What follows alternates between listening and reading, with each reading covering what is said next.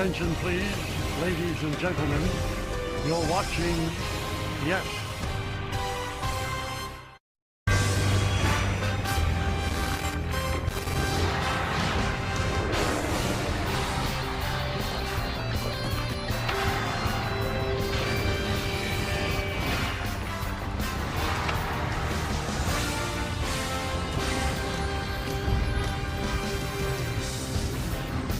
It's an absolutely gorgeous early evening here in the capital of California, and it is time for baseball as the Yes Network presents New York Yankees baseball. It's the Yankees against the Athletics, the middle game of a three-game set from Sutter Health Park in West Sacramento, California.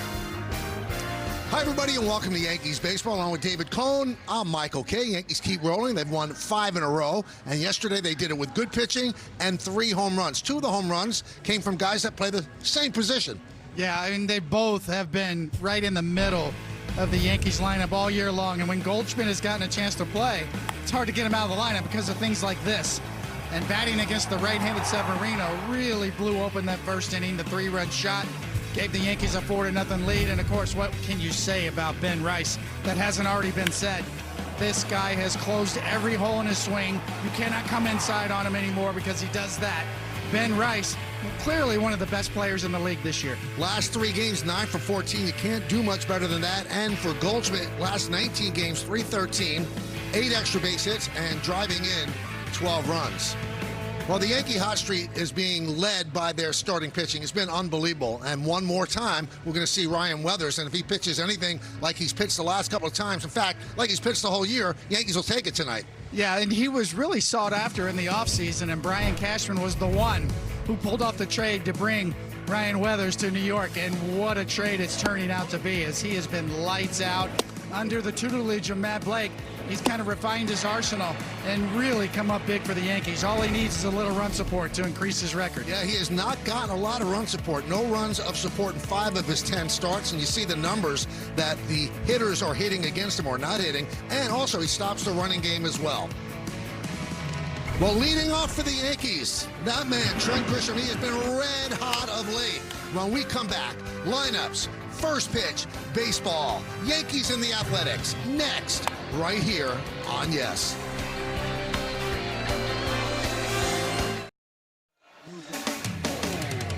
Yankees baseball on Yes is brought to you in part by FanDuel. Call your shot on FanDuel every day with Daily Dinger. Make a free pick for a chance at a profit boost the next day. By Nissan. Hop into a Nissan Rogue and hit the road to adventure. Shop NissanUSA.com. And by Optimum Fiber, famously fast fiber internet. It's been a summer day here in West Sacramento, and the Athletics trying to break out of their 4-game losing streak. They take the field with their Sacramento uniforms on, and JT Ginn takes the mound. He will get the start for the A's. We'll take a look at the Yankees starting lineup. We told you Trent Grisham has been red hot last 9 games, 448.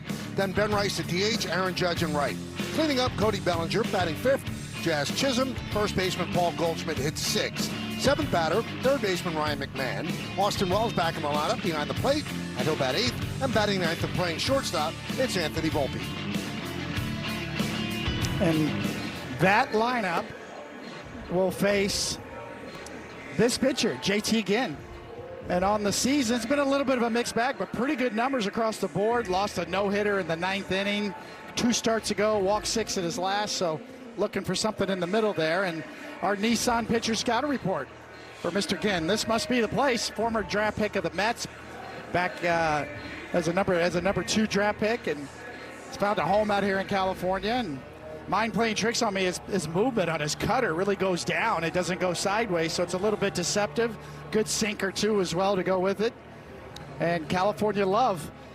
He's really kind of found a home out here. The A's really need him. So far so good in Sacramento. Check out the defense behind him. You've got Volte in center field, and sandwiching him, Soderstrom and Thomas. Infield, Geloff, Hernandez, Williams, and Kurtz. Langoliers behind the plate. Rooker is a DH. And the defense brought to you by your local Tri-State Genesis retailers.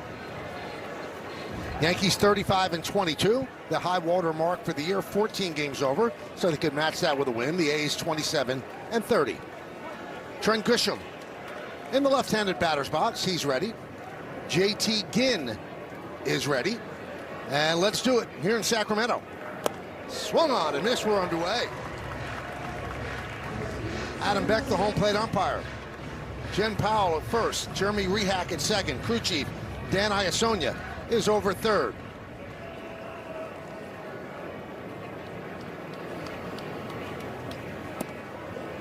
One and one.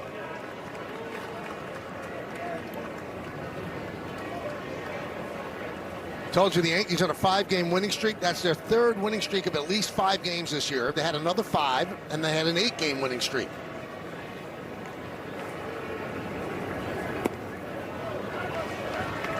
Check out what Adam Beck's about. Umpire Scouting Report brought to you by your local Kia dealers. He's hitter friendly.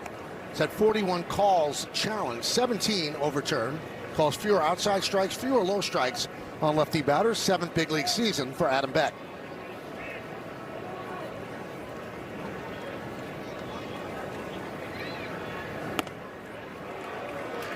And the count 3-1. During this 5-game winning streak, the Yankees have outscored the opponents 36-6, and they've hit .321 during the streak.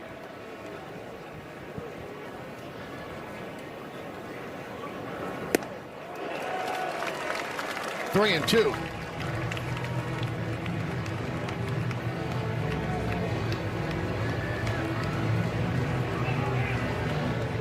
Over the last 3 games, the Yankees, with 2 against Kansas City and 1 last night against the Athletics, they've outscored those teams 30-3.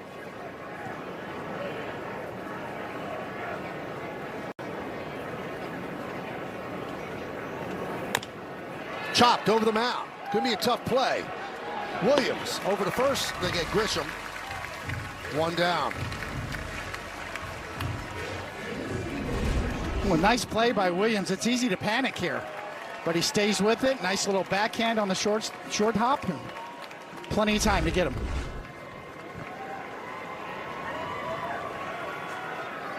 Here's Ben Rice. When we left the area yesterday, he had 3 hits. Overnight, he got a 4th hit because they changed an E7 into a base hit for Rice. So another 4-hit game. And he's starting off well right now as he laces that one into left center field for a base hit.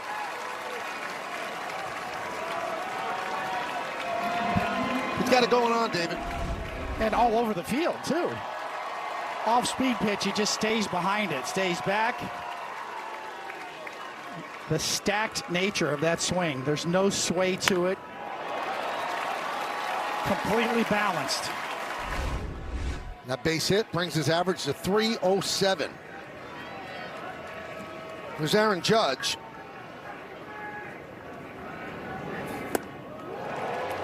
Oh, 0-1. Now the Yankees have done quite well in the first inning all year.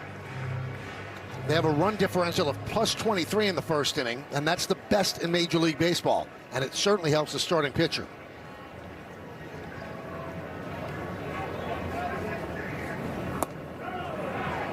One and one. Now we told you about the 30-3 run over the last 3 games. That's the first time they've scored 30 or more runs, and the other team scored 3 or fewer since 1947. Kind of amazing. And in 1947, they outscored the Red Sox 31-2. Got to go back and look up that lineup in 1947.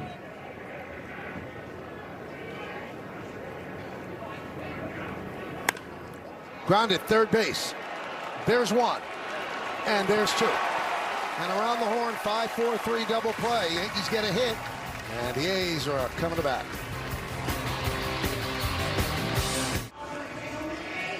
Hanging on the berm here out in right field at Sutter Health Park. Beautiful day to get a little bit of a tan. Let's take a look at the Athletics starting lineup. Thomas, Kurtz, and Langoliers at the top. Brent Rooker, 4th in the American League with 76 home runs since 2024, but he struggled this season. Then you've got Soderstrom, Bolte, Geloff, Hernandez, and Williams, and that rounds out the 9-man lineup. And that lineup's going to face this lefty towing the slab here in Sacramento. It'll be his 11th start on the year. The numbers are really good across the board. And we can tell you a little bit more now in our Nissan pitcher scouting report in Tennessee Whiskey. That's kind of really his stuff and his delivery. Really smooth, kind of going down like a shot of whiskey. And around midnight, that's, what we're going to be broadcasting tonight around midnight on the East Coast time. But that's in reference to his sweeper. He's had good command, and it's been really hard to hit. Been a very effective pitch for him, and free falling. His changeup as well, really downer, and has had success with it. And he deals to Colby Thomas inside.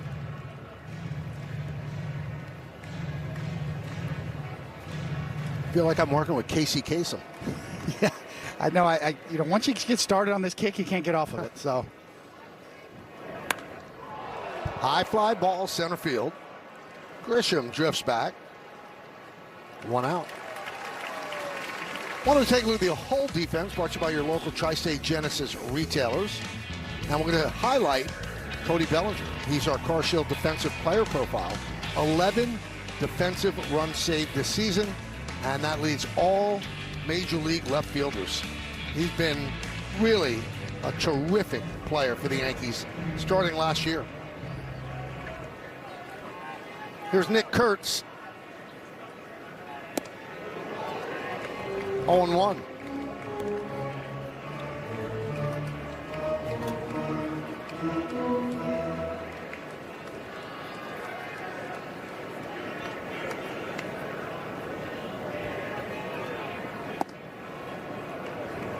The A's have lost 4 in a row, 3 to the Mariners, and yesterday to the Yanks. And in those 4 games, they've been outscored 30-6.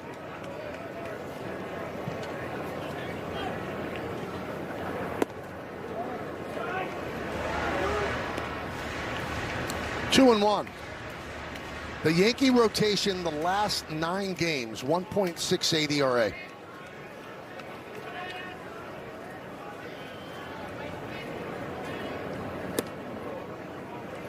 You like the gold jerseys on the A's? I do. Do you? The A's. I've always been a fan of their colors. And I like the script, Sacramento, with the flourish on the bottom. Because you're not allowed to call them the Sacramento A's, but they have them on their chest.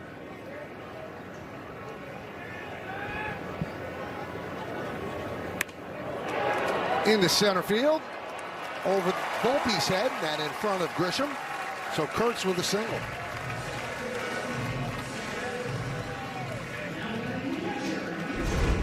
Well, Kurtz is one of the best young sluggers in the game, and he's so strong.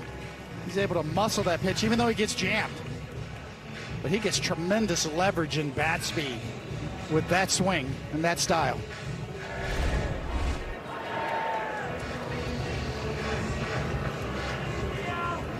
Well, here's Shea Langoliers. Last 10 games, 4 hits and 39 at bats. 1-0.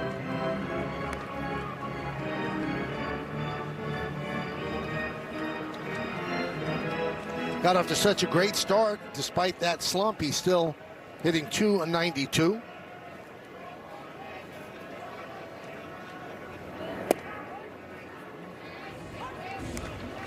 Speaking about David Weathers, let's take a look at the league leaders, brought to you by your Tri-State Buick dealers. Most strikeouts first 10 games with the Yankees, and he's in 6th place. Number 1 is Bob Turley. Bullet Bob. You're on that list, David. I made it on that list. That's a good list to be on.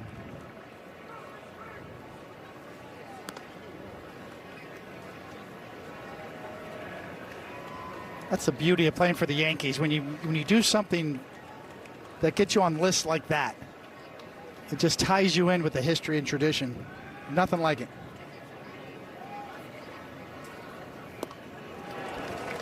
There's a good changeup.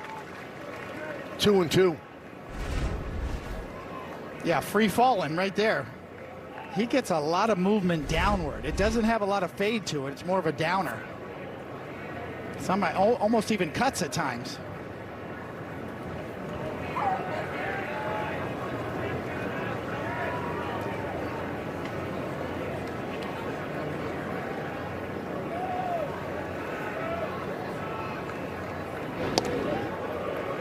Well, he shows you in the open, they not easy to run on Weathers. Yankees have had 11 pickoffs this year, and that's the most in the majors. And the A's have been picked off 7 times.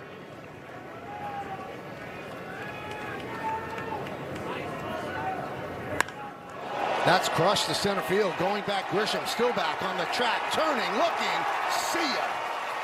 Off the batter's eye in center field. A 2-run home run for the Langoliers. It's 2-0 Athletics.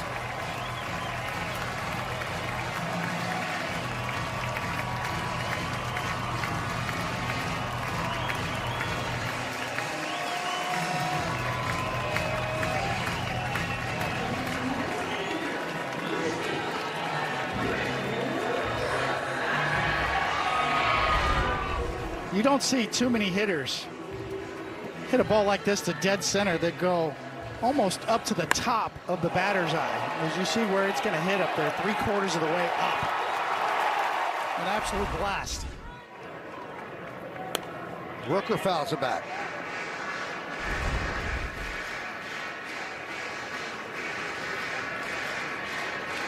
It is a well-struck baseball.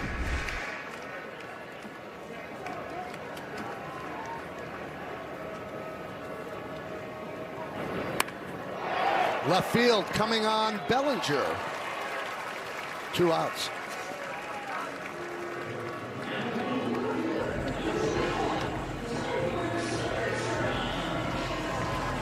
So here's Tyler Soderstrom.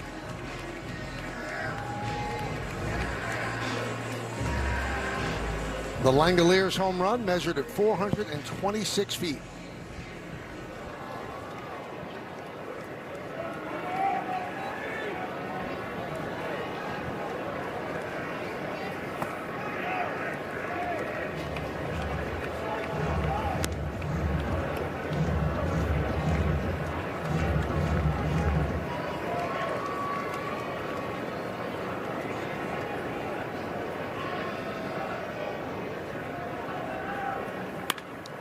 There's a base hit. Right center field. Judge will cut it off and holds Soderstrom to a single. Get another look here. Lefty on lefty. Fastball up out over the plate, and that one's hit well too. And some loud sounds from the A's lineup so far.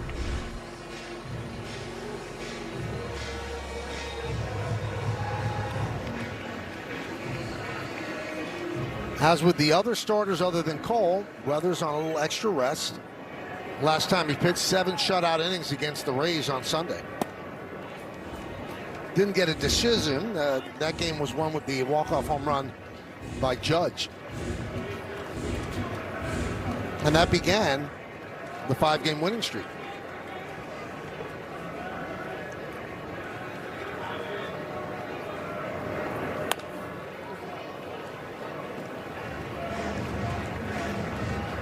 One and one.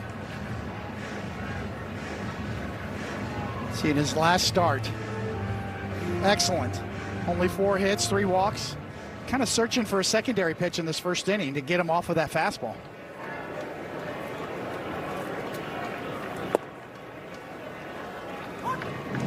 Adam Beck with the strike call, 1-2.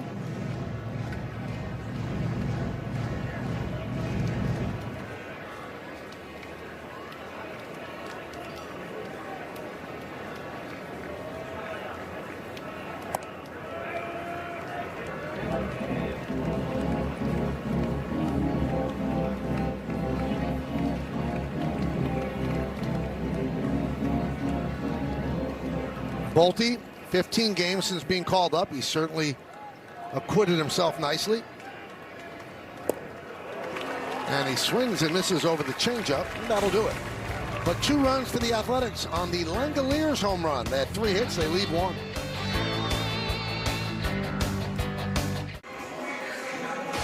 Well, let's check out one of today's player props brought to you by Bet365, where winning is everything. Cody Bellinger leads off, and if it's a home run or more, it's plus 425.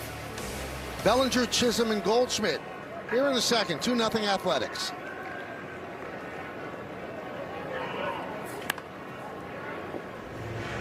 0-1. 271 overall, 371 at the stadium, 193 on the road.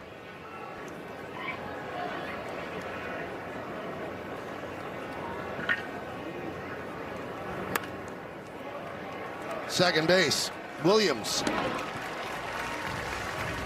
One down.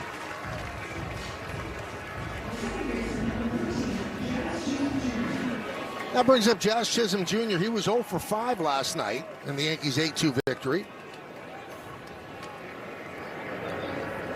But last 13 games for Jazz, hitting .360 with a .429 on-base percentage.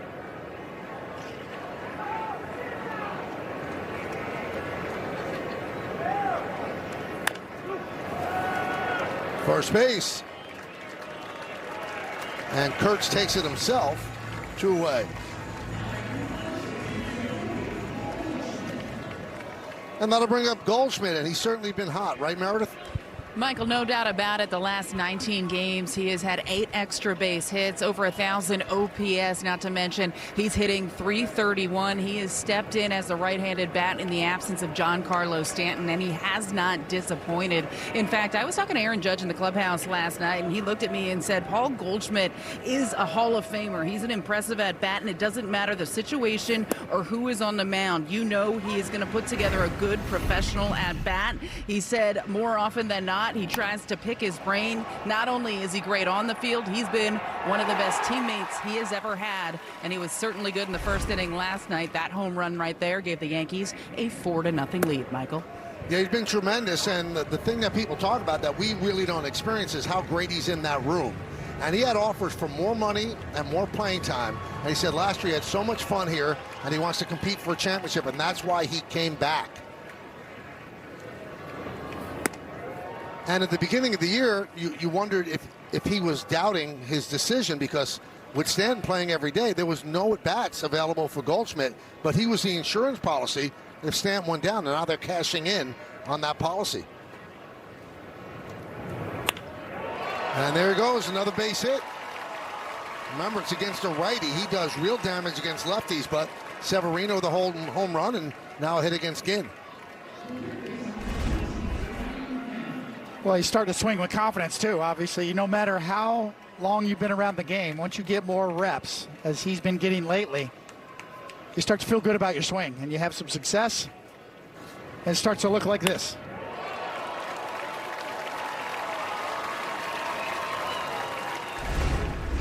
Here's Ryan McMahon. He's had some success. 3 home runs last 7 games. 1-0. Leadoff batter for the 47 Yankees, Michael. Snuffy Sternweiss. Quite a lineup there, the 47 lineup. With Joe DiMaggio in the middle of it.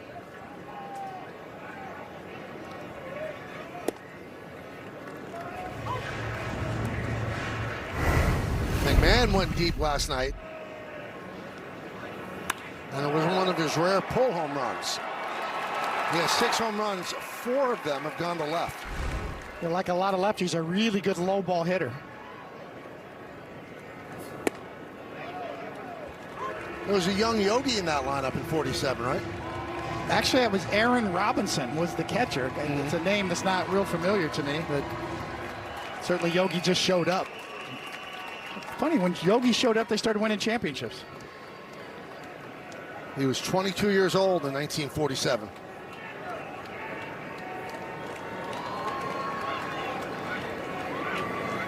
Swing and a miss.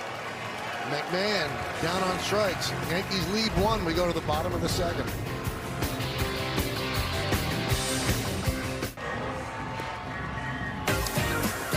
Now it's time for Pinstripe Pride, brought to you by Toyota, the official hybrid vehicles of the Yankees. Tonight's picture is of Jabari, who was all blinged out at the stadium last homestand.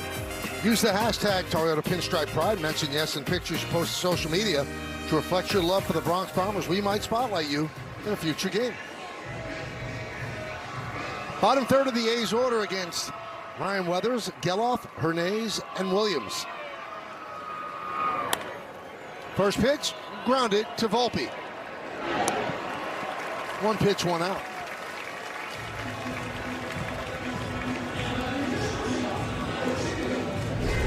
Just what Weathers needed after the first inning.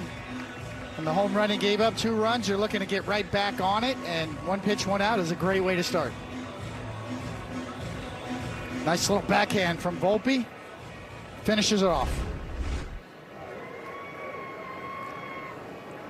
Here is Hernandez.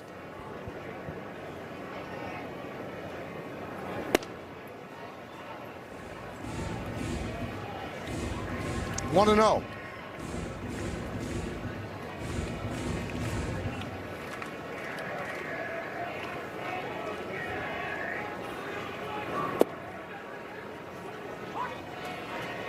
One. Hernandez has been starting at shortstop last 2 weeks since Jacob Wilson went on the IL. A left shoulder subluxation.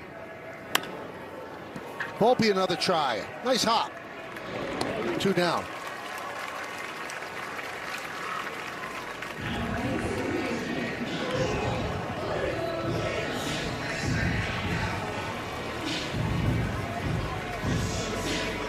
And here's Alika Williams. A's got him from Pittsburgh on May 16th for minor league right-hander Kyle Robinson.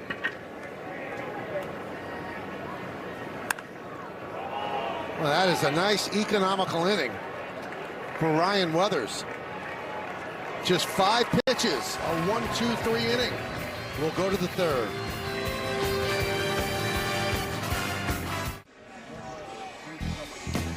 Time for tonight's injury report, brought to you by Montefiore Einstein, the official hospital of New York Yankees. Ahmed Rosario placed on the paternity list today. They don't expect it to be long. They expect maybe 3 days. There's no corresponding roster move made. Yankees will play with a 25-man roster for the rest of the series. That's tomorrow, and then Monday's an off day. And good luck to Ahmed. Austin Wells leads off. 1-0.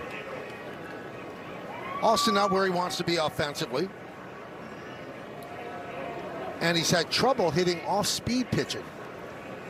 He can turn around the fastball, but really struggling against off-speed. And he got something hard there, and he lined it into center field for base hit. We're right on cue, Michael. A 94-mile-an-hour sinker. Middle away. Hammered back up the middle.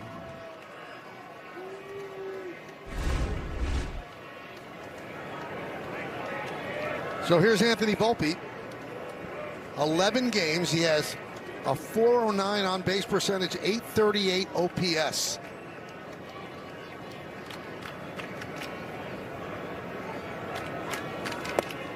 Now, I asked Aaron Boone today, when he was down in the minors, the rehab assignment, and then when he got sent down off the rehab assignment, did you guys change his swing because he seems to be more level, bats in the zone longer? He said, no, we didn't. He said, we've seen this before.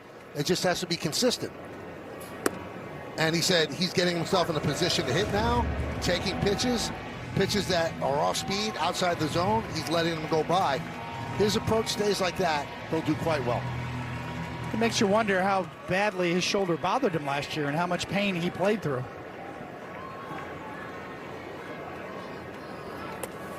And he swings and misses. Ball goes to the backstop, allowing Wells to go to second. Since first base was occupied, Volpe can't take first. JT again with a sword on a slider in the other batter's box.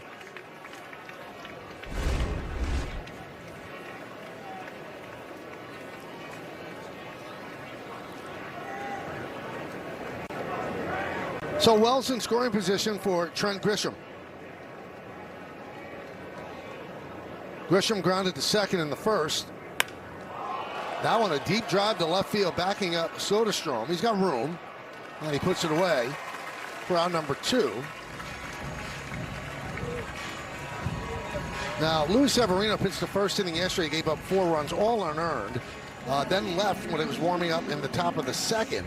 So, Meredith, you have a little bit of an update on Severino? Well, Michael, he was concerned when reporters spoke to him after the game. He went for an MRI today. It revealed a right shoulder strain, so he will be placed on the injured list. No time frame given by the A's. You hope for Severino's sake that it's not too serious and not too long. But the A's used 7 relievers after Severino yesterday, so they did bring up right-handed pitcher Michael Kelly to kind of fortify that bullpen a little bit today. And there's a strike to Rice. And this is Severino from last night. He threw this warm-up pitch and didn't like how he felt.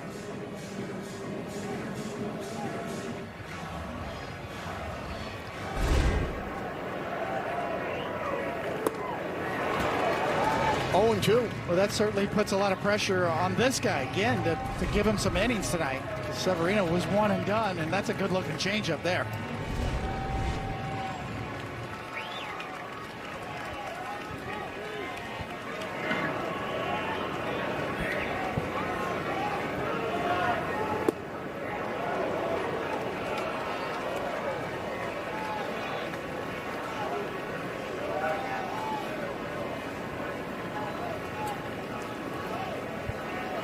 Two 2-0 Athletics on the first inning 2-run home run by Shea Langoliers. Swing and a miss. One upstairs with heat. And Rice strikes out. Yankees strand a runner. We go to the bottom of the 3rd.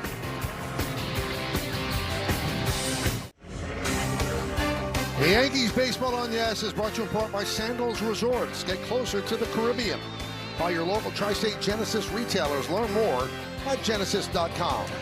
And by the New York Lottery. Play today and start imagining you'll win.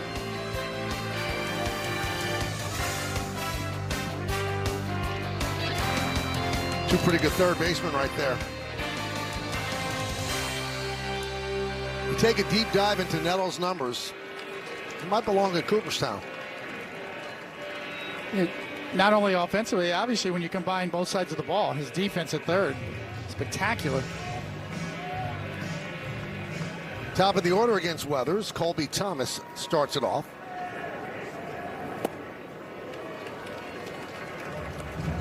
.390 home runs, all those hits, 6-time All-Star, 2 Gold Gloves. Put on a show in the World Series with Ron Guidry on the mound.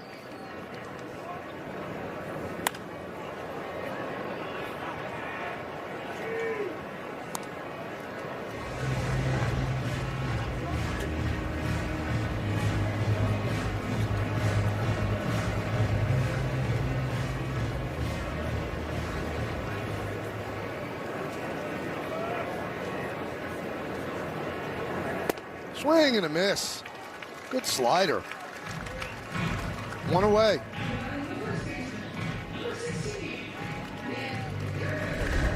Really good slider. Great shape to it. Look at it drop off the table. 2-plane breaker. It goes down and sideways. That's the nirvana for a pitcher. That's the swing and miss one.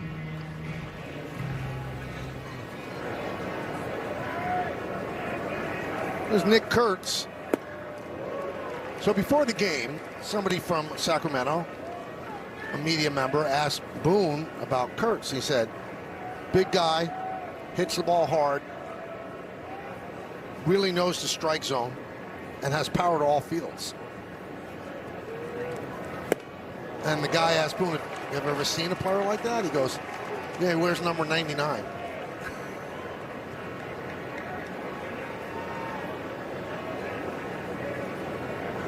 Speaking of, since last season, Aaron Judge leads in slug in the American League, and Nick Kurtz is next.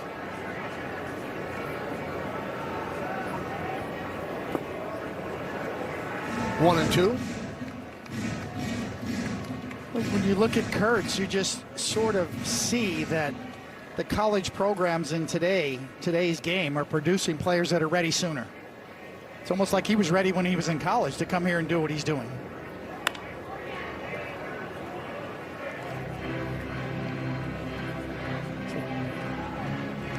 A lot of these college programs have excellent facilities, excellent coaching. Players like Kurtz coming out are more advanced than ever before.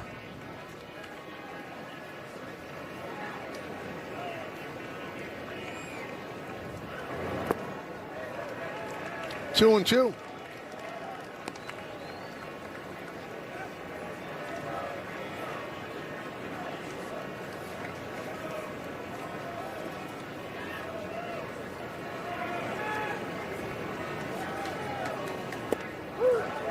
Strike three.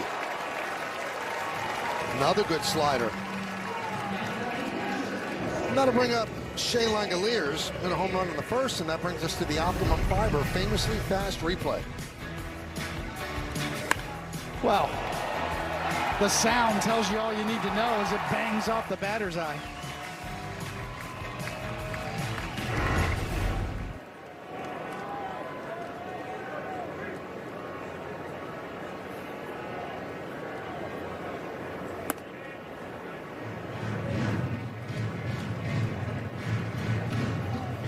Langoliers was the centerpiece of the return that the A's got when they traded Matt Olson to Atlanta.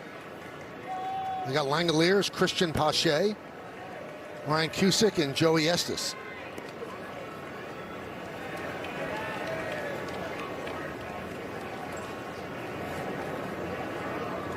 Becoming a more complete player, better at throwing out base stealers. Last year he threw out just 16%.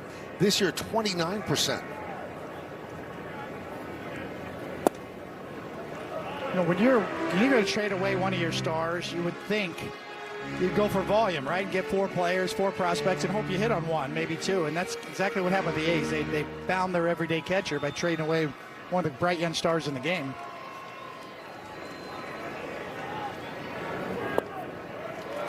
And he walks on 4 pitches.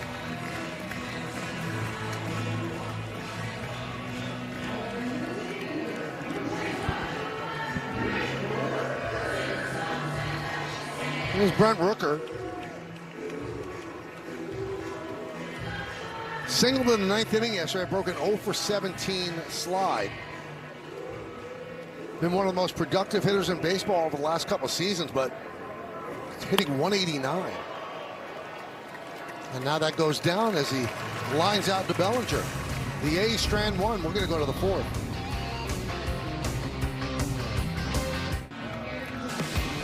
Well, play FanDuel's Daily Dingle for free every day for a chance at a profit boost if your selected player hits a home run. And here are the featured home run odds for today's players. Aaron Judge, who's leading off, plus 300. Ryan McMahon at plus 750.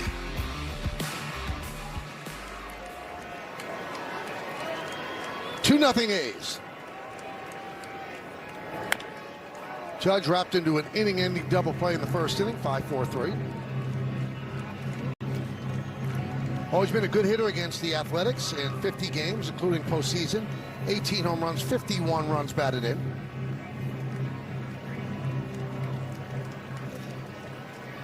He's tied with Ben Rice for the team home run lead with 17.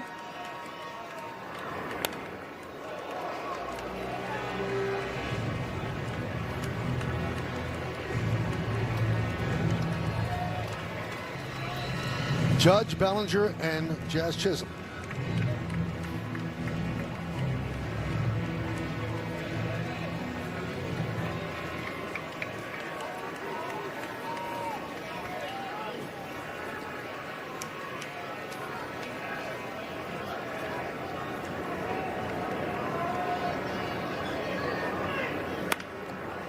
Shortstop, Pernays. One down.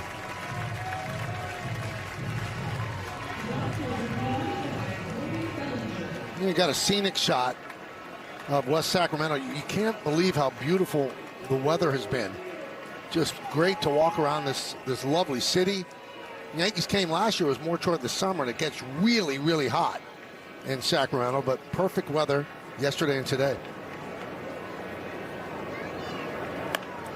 Bellinger wraps it foul. It is really an intimate ballpark.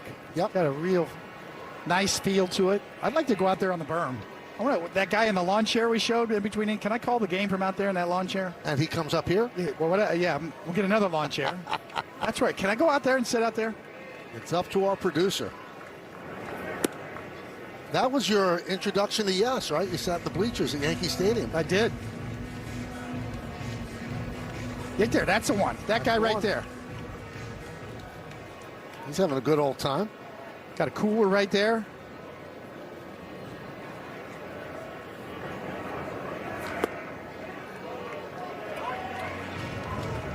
One and two.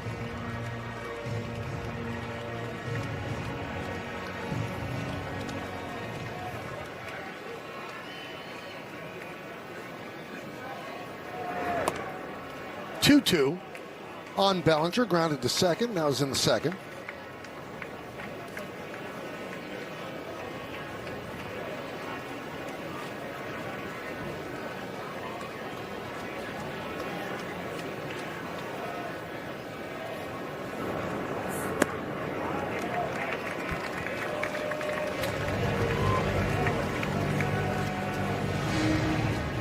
So the count full on the Yankee left fielder.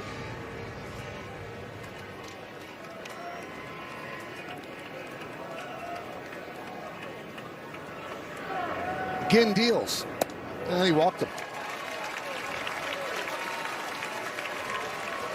Yankees' fourth base runner, 3 singles and now a walk.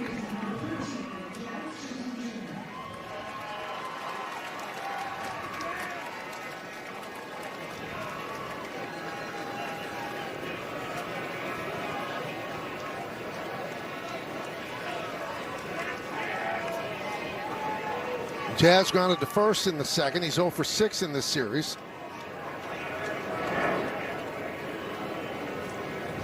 Well, David, we know who the Knicks are going to play in the NBA Finals. Congratulations to the San Antonio Spurs, who went into Oklahoma City and beat the defending champions in Game 7. So it'll be the Spurs against the Knicks starting next week for the NBA Championship. That's a rematch of the last time the Knicks were in 1999. Different Spurs team, different Knicks team. But more importantly, a rematch of the NBA Cup, which the Knicks won.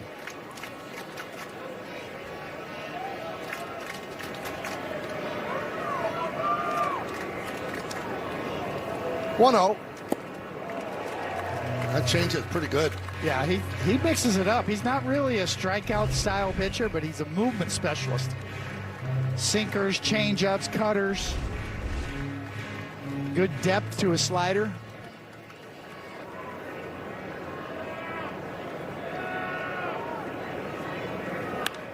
How about the emotions he went through a couple of starts ago? He had a no-hitter through 8 in Anaheim. It's May 18th. 3 outs away from baseball immortality. 6 pitches later, it was all gone. 1-0 pitch, Adam Frazier singled. 0-2 pitch, Zach Neto homered to dead center to give Ginn a 2-1 loss. From ecstasy to agony. Yeah, just a heartbreaker. And in his next start, subsequently, he walked 6 guys. Didn't give up a hit, but got knocked out in the second. But this is what Michael's talking about.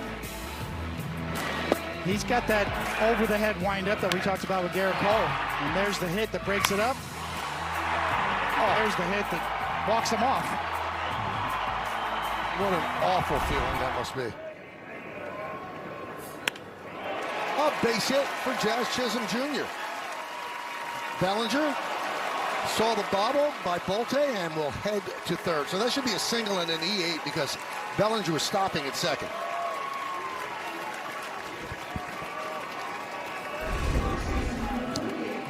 First things first, Jazz goes out and covers that pitch out and over the plate.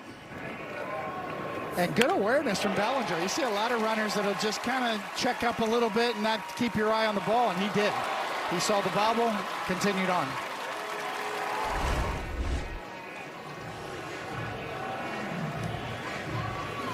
Scott Emerson, the pitching coach, goes out and talks with Ginn. So Chisholm with 13 stolen bases, he'll be at first. All right, with Goldschmidt due up, we're cooking up something special with Hexclad. Join the hybrid revolution at hexclad.com.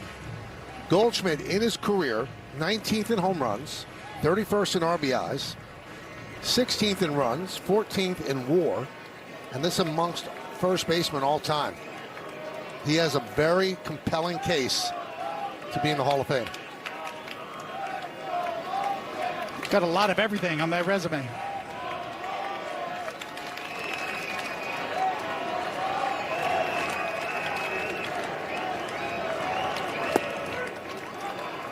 Yankees talk about the professional at-bats he has.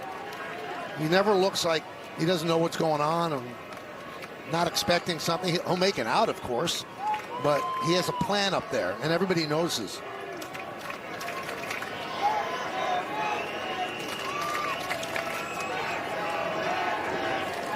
Keeping Jazz close. But you bring up excellent points, Michael, because it's so hard to gauge clubhouse chemistry. How do you quantify it? Guys like this, Goldschmidt, really add to that impact. Runner goes. The throw to second. It goes into center field. Jazz gets up. He'll go to third, scoring easily as Bellinger. The throw gets away. Jazz thought about coming home, but stays right there as Ginn is backing up. David, I don't think that was a terrible throw. No, it was on the money. It was right on the money.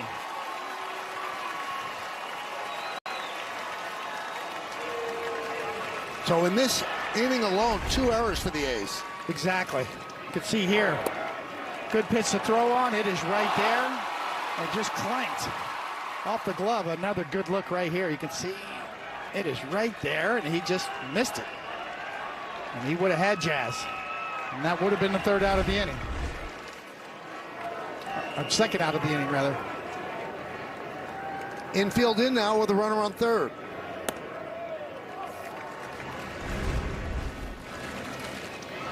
So maybe he just got a little ahead of himself, took his eye off the ball.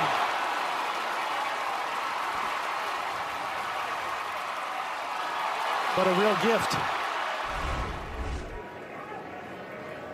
3-0 on Goldschmidt. 2-1 A's. We're in the fourth inning. The A's have now made 16 errors in their last 18 games. And they had 8 errors through the first 40 games.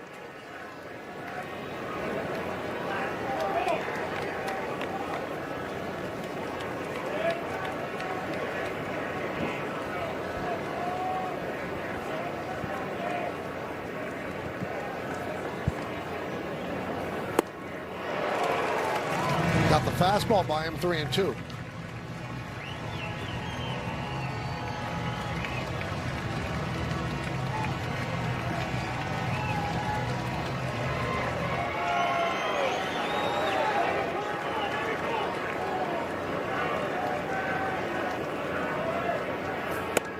And he walked him. So again, runners on the corners. Still one man out. That brings up McMahon.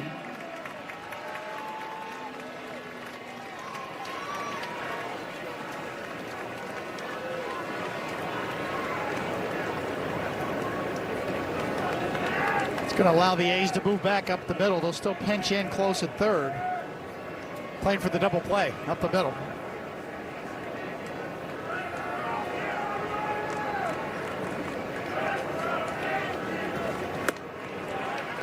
One and 0. McMahon struck out in the second. He struggles at home, Ginn does. 2-6, 6.38 on the road. Was 4 runs less per game. And he's 4-4.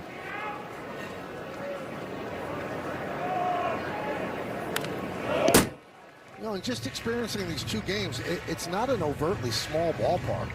I don't know why there's such a vast difference. I know the altitude's high. Maybe the ball travels a little bit more, but should it be that much? Well, the wind really comes into play. When the wind picks up here, it really can gush out with no upper deck as well.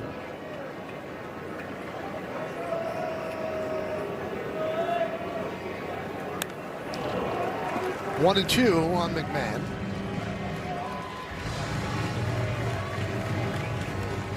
The summer winds start blowing in, Michael. It's a different ballpark. I can't get out of this musical thing in my head. I'm stuck. Summer wind blowing in.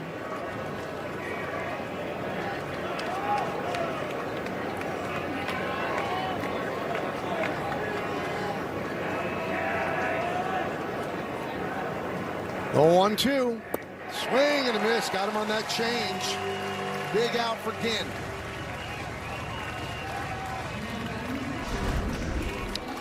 Yeah, it indeed was, and you could see the fade down and away, and McMahon knew the minute he commits, it's over.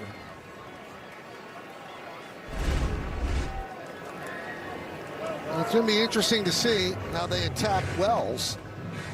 Gave him a fastball last time up, and he wrapped it into center field for a single. Last year on off-speed pitches, he slugged .352. This year, 102 off-speed pitches.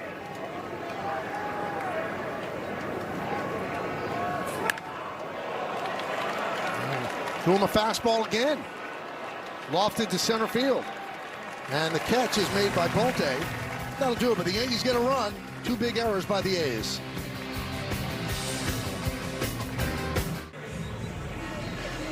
MLB is partnering with a Crisis Text Line to increase mental health awareness. Free, 24/7, confidential support in English and Spanish. Text MLB to 741-741. Cadillac scoreboard 2-1, A's lead, bottom of the 4th inning. Soderstrom takes inside, 1-0 as we begin the bottom half.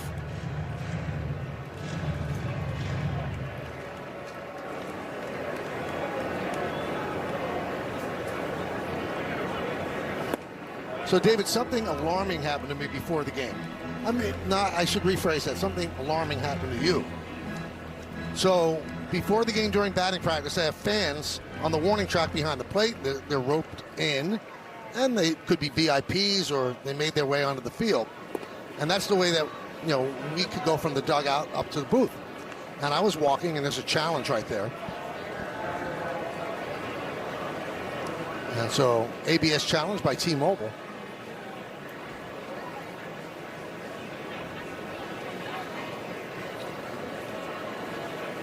We got a glitch. I've not seen a glitch all year. What happens in the event of a glitch?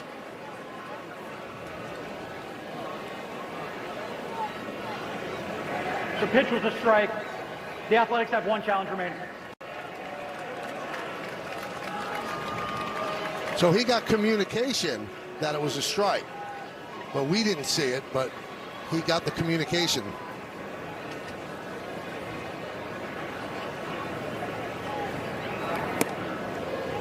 So I'm walking behind the plate, and somebody walks up to me with a baseball and a card. And he said, "Would you sign this?" I said, "Of course I'll sign it." And then I see the card, and it's David Cone. And I said, "Who do you think I am?" He said, "David Cone." I said, "I'm not David Cone." He goes, "You look just like him." I said, "I don't look anything like David Cone. He doesn't look anything like me." Now he thought that you were being rude. He said, "Well, if you don't want to sign, just say you don't want to sign." Look, your head is so much smaller, too. I have a lot of questions about this, Michael. Is this the first time you've ever been confused for a professional athlete and perfect game winner? I've been confused with Curt Schilling, and I could see that resemblance, okay? But this guy was adamant that I was David Coleman. He said, "Well, if you don't want to sign, just say you don't want to sign." I said, "I'd love to sign, but I'm not David Cone." And I walked away. He was really angry at you. Now, David, did you want him to sign your name? Your name is so beautiful when you do your signature. I don't know that he would have been able to do that. I would have signed Michael Kay. Really? Yeah, absolutely. I would have played right along with it. I mean, I love you like a brother, but we don't look alike. No. Meredith, you'd co-sign that, right? There's no... Zero resemblance. Zero, thank you. Other than you both love baseball. But that's not really a physical attribute. Well, we have some mental attributes that we share, but we can't get into that. Oh, absolutely. Both a little unhinged. I love it.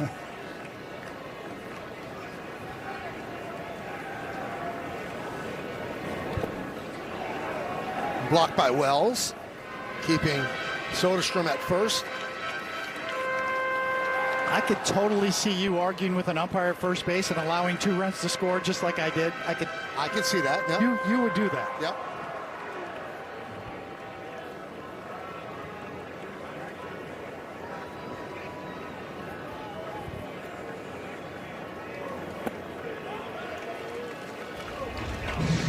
I could see myself last out of the perfect game pointing so that Brocious could see it.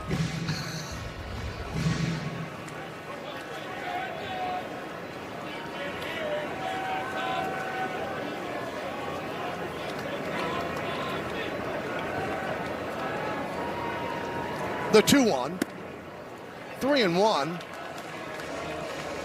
on Bolte.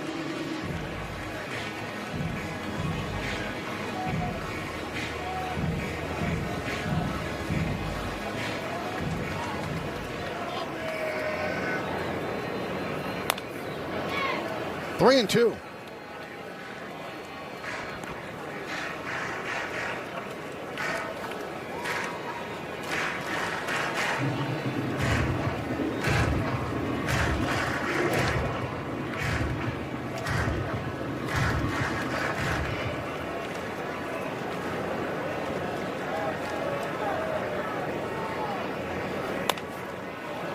Chop towards second, and Chisholm takes you out at first as Soderstrom advances to second.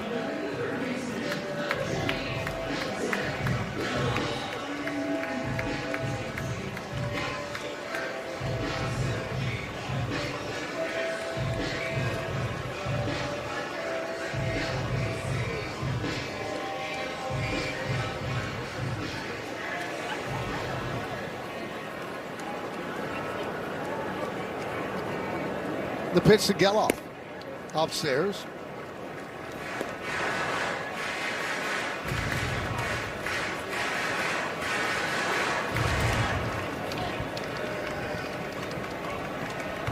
Two-1 Athletics.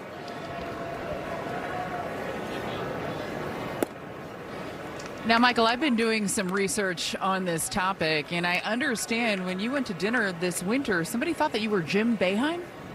Yeah, that's true. That I don't see either. All due respect to Jim.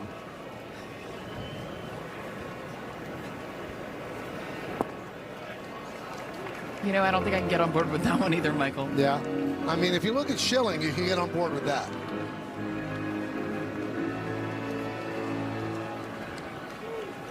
You just look like a famous guy. That's what it is. But then, Michael, do you say, have you ever heard of Michael Kay? No, because most people haven't. Come on. There's Schilling.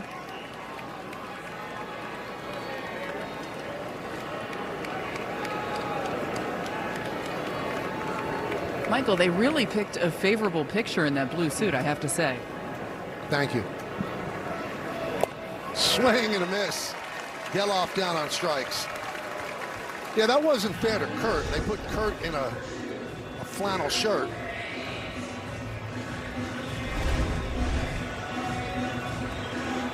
So two down. That'll bring up Hernandez. Big strikeout from Weathers there. Four-seamer right on by.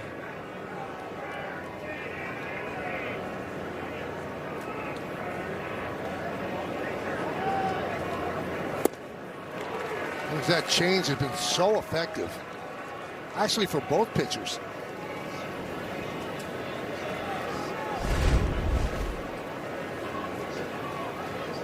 Excellent arm action and the dip right at the end.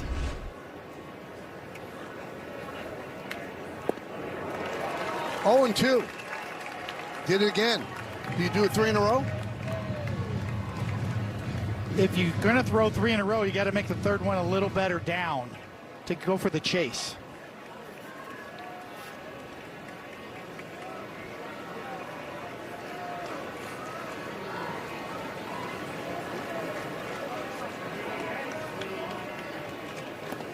And he did exactly that. And he strikes out Hernandez. So he pitches around the lead-off walk. You know what? When you think alike, you look alike. It's like the Patty Duke show.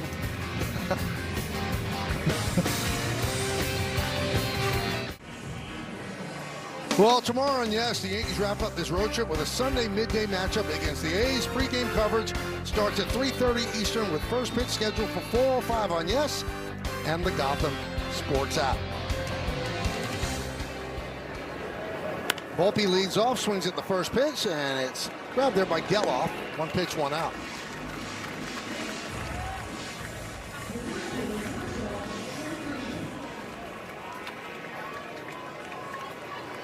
That's the beauty of a sinker. You can rely on weak contact and get easy outs. That's the key for pitchers, starting pitchers, to get deeper in the games instead of going for swing and miss constantly. Trent Grisham 0 for 2.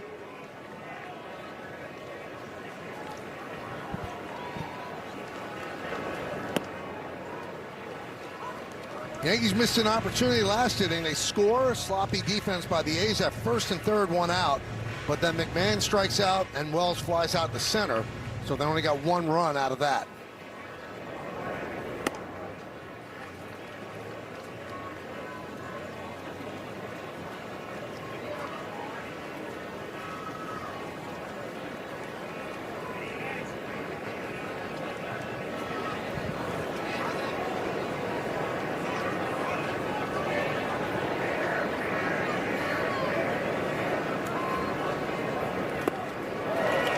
There's that change, 1 and 2. You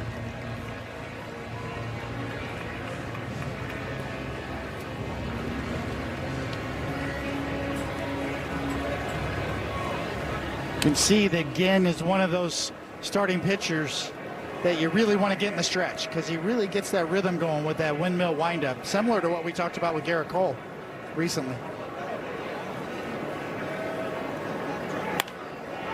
Second base. 2 down.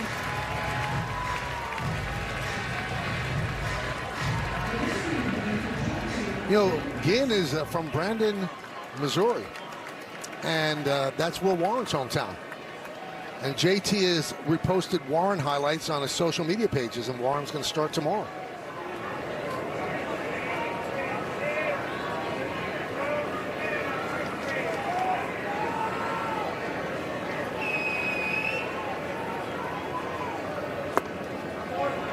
Ginn came over from the Mets. Oh, they swapped jerseys at Yankee Stadium, too. Ginn came over from the Mets in a March 2022 trade. It was Ginn and Adam Oller for Chris Bassett. That was a good trade for the Mets, but Bassett's no longer with the Mets, and Ginn's still toiling here at the Athletics.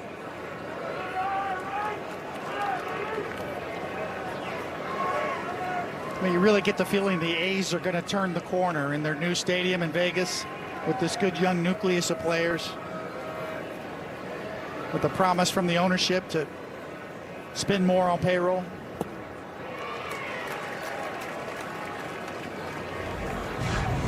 We will see. We'll see. Wait, that's right. That's Aaron Boone, right? Yep. We'll see.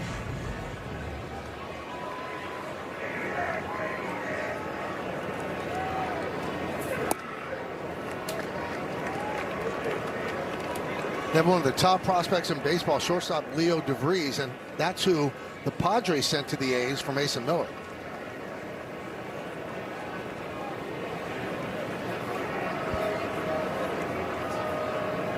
(3-1) to Ben Rice.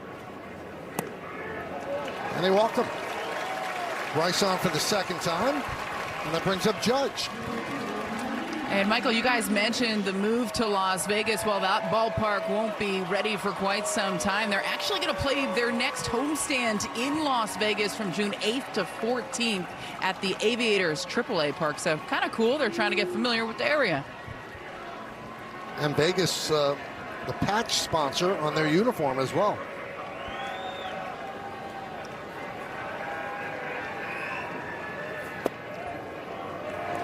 Strike to Judge.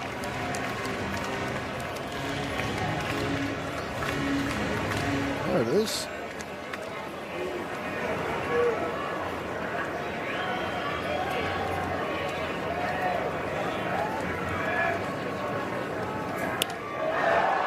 The other way, down the line.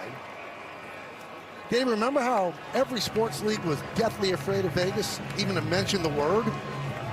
And now you've got the Raiders there. You got the Golden Knights, who are in the Stanley Cup Finals. They're probably going to have an expansion team in the NBA. And the A's are coming in 2028. Times they change. 0-2 on Judge. High drive, right field. Thomas back. track, and he'll make the play in front of the wall for the final out. Judge gave it a ride, but the park held it in. We're halfway through. It's 2-1 A's.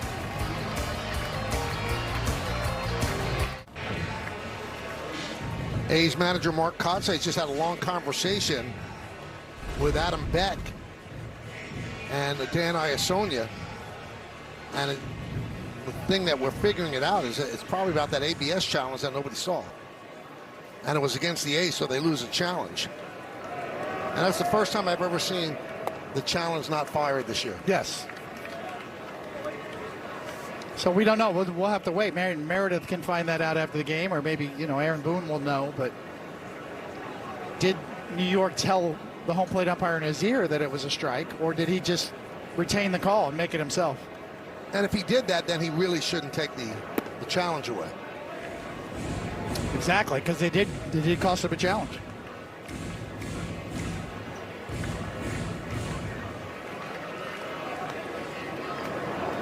One and one on Williams. Now 1-2. Pitch count in great shape for Weathers, 64 as he starts the fifth.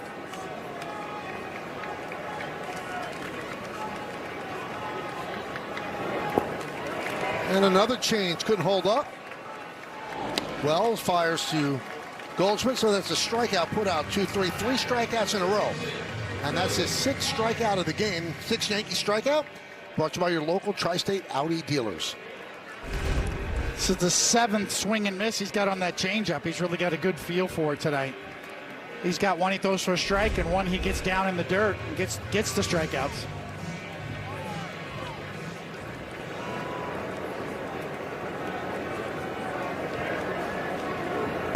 Well, so much going on. David, did you think the Judge drive was out?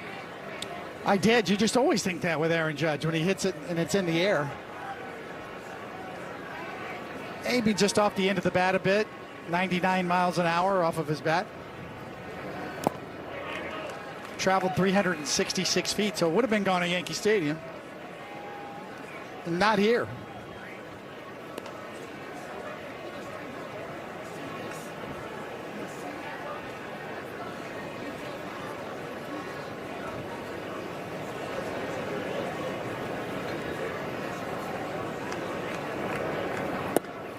Strike 3. Got him on a backdoor slider. 4 strikeouts in a row. Yeah, he's really grooving now. When you have all 3 of your pitches working, fastball, changeup, slider, and you can throw them for strikes, then you can have some fun on the mound.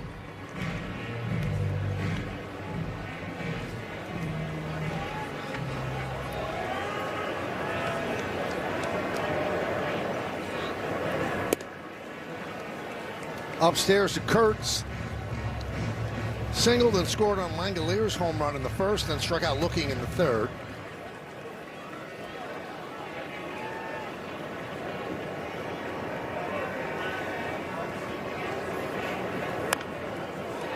Yeah, that's fair. It's going to be a base hit. It's fair. It's going to be a base hit.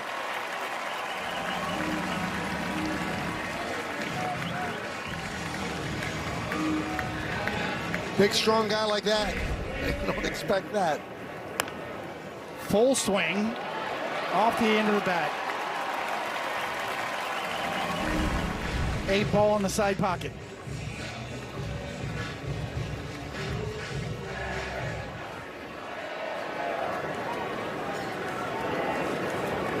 Here's Langoliers, 14th home run of the year in the first inning.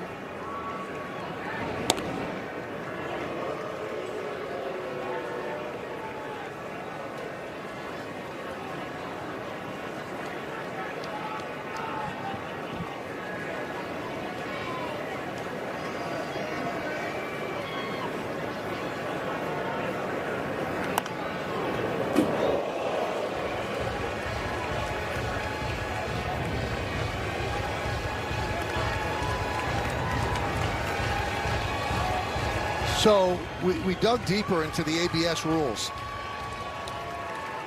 If there's an ABS failure, the call stands, and you do not lose your challenge. So the fact that they lost their challenge, it was overturned by those in New York. It was not the home plate umpire who stayed with his call.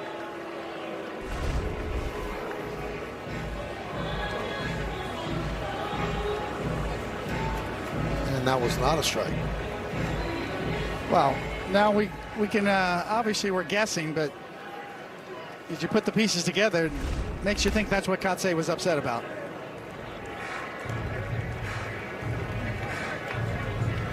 And you want to trust the people back in New York. You know, there were umpires there. But unless you see it, you don't feel comfortable losing your challenge because of it. High fly ball, left field. Bellinger puts it away, and that'll do it. No runs a hit. One man left. Let's go to the 6th. Yankees down by 1. Chris here with the Audi cut-in. Blue Jays Orioles, bottom of the 9th. Game tied at 5, bases loaded, 1 out. Connor Siebold pitching. Pete Alonso, it's the 2-1 fastball. Into right. Taylor Ward scores the winning run. Baltimore completes the comeback. Orioles trail 5-1 entering the bottom of the 9th. They win it 6-5. Michael? Thank you, Chris. We'll go around the majors. How about this? Fernando Tatis Jr., he hit his first home run this season, 56 game. Wow. Ronald Acuna Jr., 4 home runs, 7 ribbies last 3. And Ohtani, well, he's just doing Ohtani things. Bellinger leads off the 6th. 1-0. Get the feeling that Ohtani's on a mission this year. Wants to win the Cy Young. No doubt about it. First time we've seen the full Monty from him, really, where he's on top of both games, offense and pitching. Grounded first base, Kurtz. 1 down.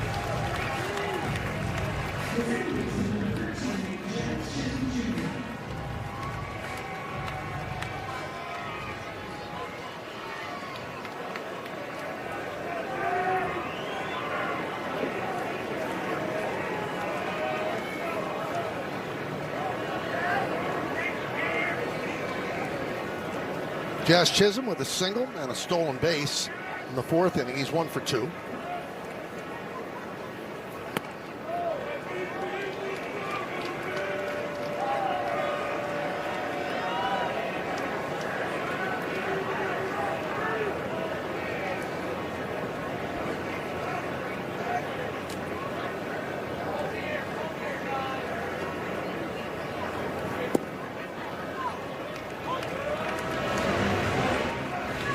One and one. Again, giving the A's exactly what they needed tonight. Pitch count still in good shape. Bullpen got blown out in last night's game.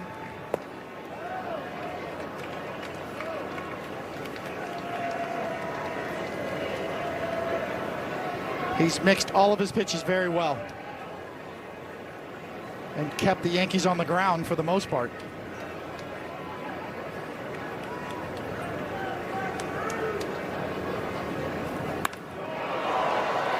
High fly ball left center. 2 outs.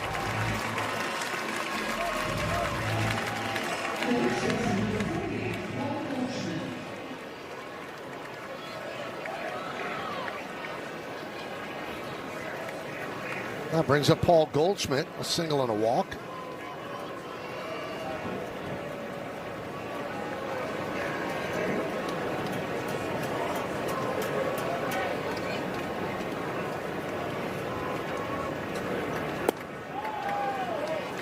Missed low with the cutter, 1-0.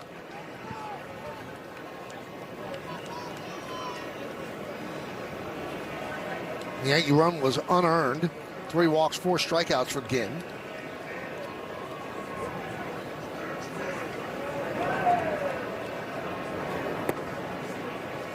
Two and 0.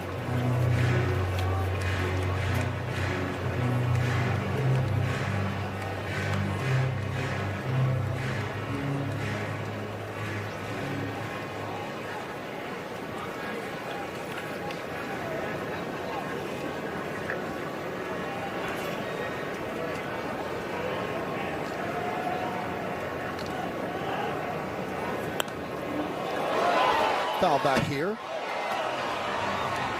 I know there's one thing about this ballpark you really like. What's that? The clock in center field. I do like the clock.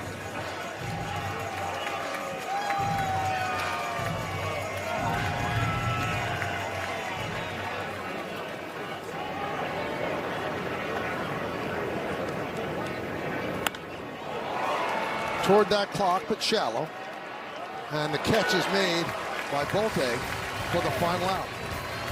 Beautiful look at West Sacramento on a Saturday night. It's time to name that Yankee, brought to you by Prevagen, made for your brain. Well, obviously a very good pitcher, 241 and 162, 3.60 ERA. A lot of complete games. A Yankee from 23 to 33.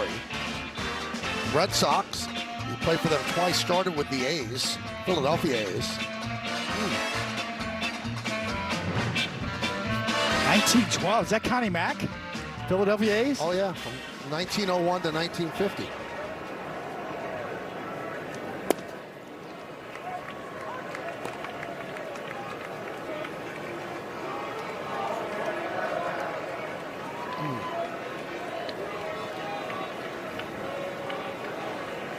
Lefty or a righty? We need a clue. We gotta have a clue. The ABS challenge worked then, so it overturns the strike call. It's a left-hander. I got it. I think I have it too. Is this it, David? Ooh, no, I had a different one. No, I might not have it. So did you have this one? No.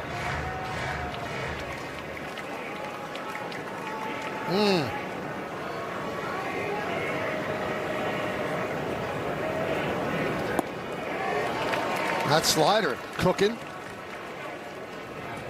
1-2. I mean, since the first inning, Weathers has been absolutely dealing. A lot of swing and miss. Changeups led the way. Slider's been good.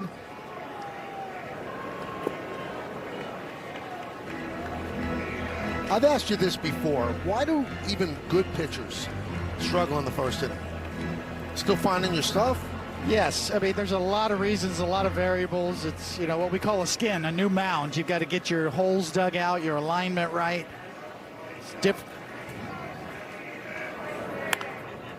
It's different on the bullpen mound. You get adjusted again, get everything right, and then you're facing the top of the order. Generally, especially in today's game, best hitters are all stacked at the top. The degree of difficulty in the first inning is definitely a little higher nowadays. So in the first inning with one out, Kurt singled, and then Langoliers connected for a home run deep to center field. And that's it. Those are the 2 runs against Weathers. Since then, he's really settled down. You think about old school lineup construction. You had a leadoff guy that was an on-base guy, a speed guy, then a hit-and-run guy batting second. Rooker goes down on strikes. I mean, the bottom is dropping out of this changeup today, and when you look at Weathers and the movement profile on this changeup, it is well above average as they measure. Look at the bottom drop out of that. About 3.3 inches more movement than the average major league changeup. Puts him in the upper echelon of changeup movement going down.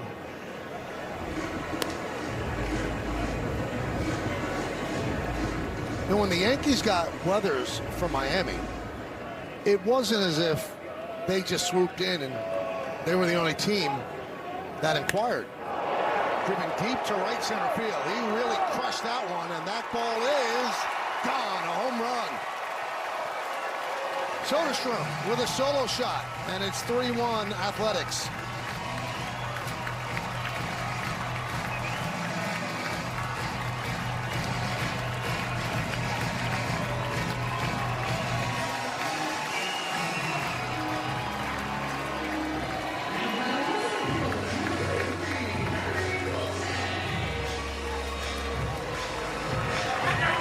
Number 7 on the year for Soderstrom.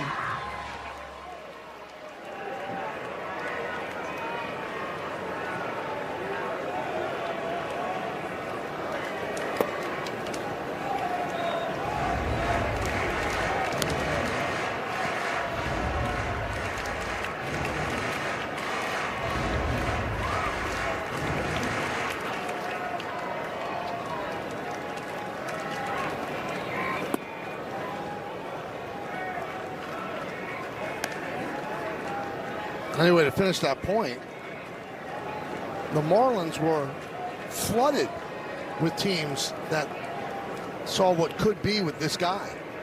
And the Yankees just made the best offer and got him. And he's got control left, young, left-handed, throws hard. He could be a mainstay in this rotation for a long time.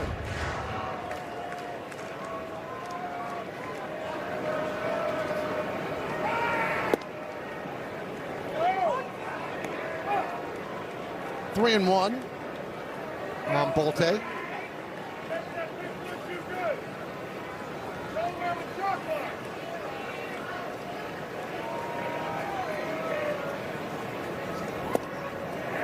It was ball four. Now that's challenged. It's challenged. So Austin Wells wants to check it out. Thought it was a strike. And he's right.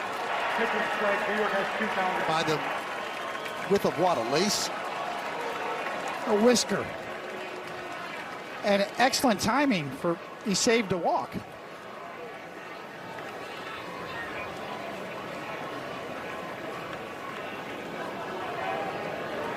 So Bolte had taken off all of his armor and now has to put it back on.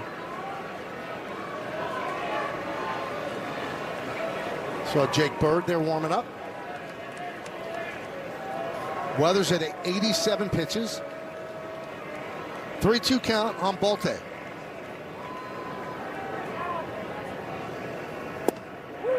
Strike three. 9th strikeout for Weathers.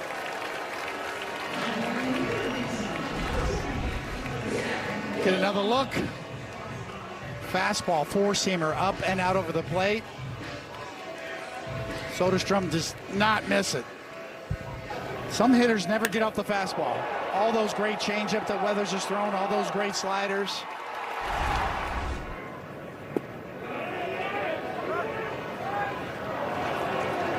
Check the swing.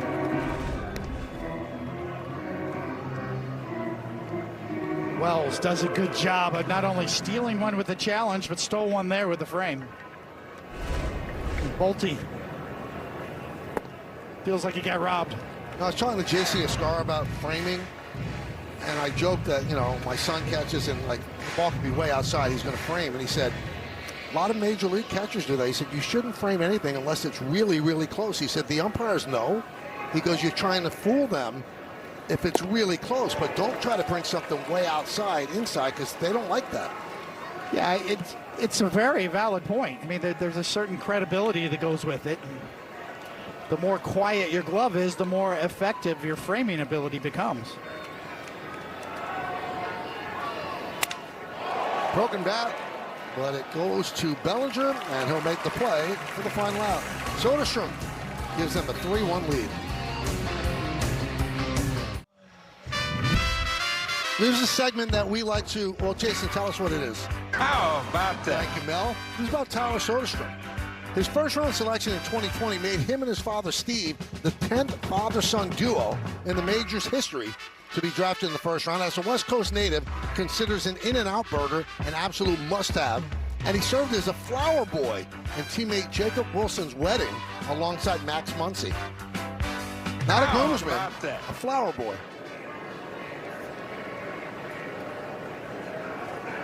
Ford scoreboard, 3-1 A's, pitch up and in on McMahon. As they've gone to Hogan Harris on relief of JT Ginn.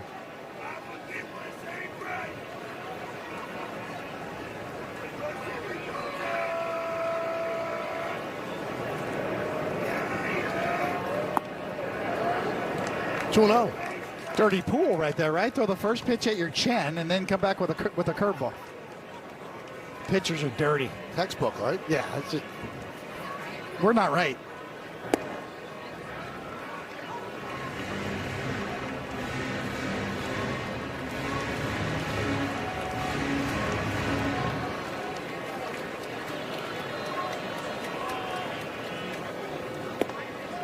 Yankees are probably pleased to see Ginn out of the game.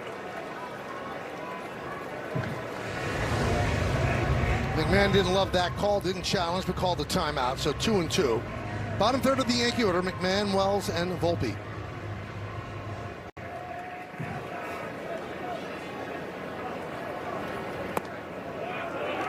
Three and two on the Yankee third baseman.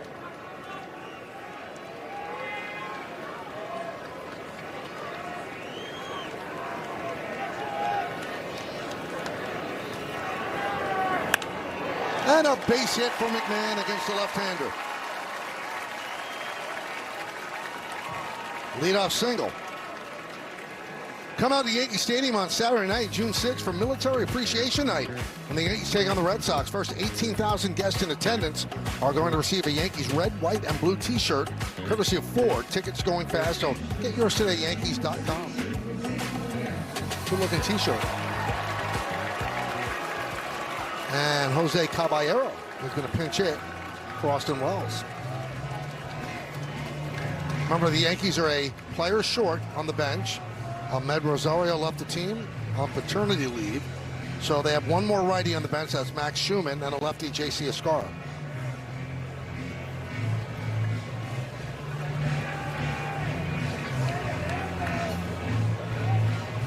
We're in the seventh inning. It's 3-1 A's. Yankees trying to extend their 5-game winning streak. Caballero, all options are on the table here. He has a platoon advantage batting righty against a lefty, but if he can push a bunt to the right side, it's wide open. And they're playing bunt on the left side with Geloff, the third baseman, in on the grass. And he drops a curveball in there for a strike.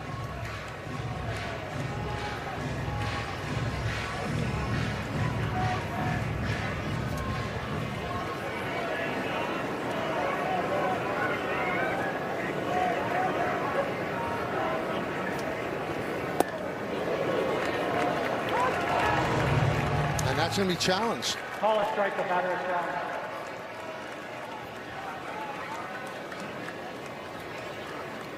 Let's see. Caballero is right. That's 2 challenges. Oh, wow. There's no way Adam Beck even feels badly about that.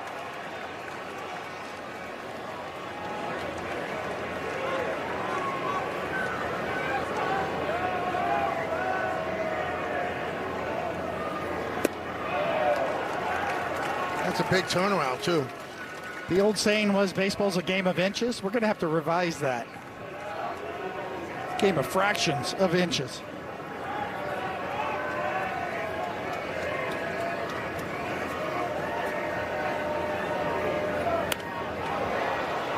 Two and two. Caballero pinch hitting for Wells. Wells was 1 for 2.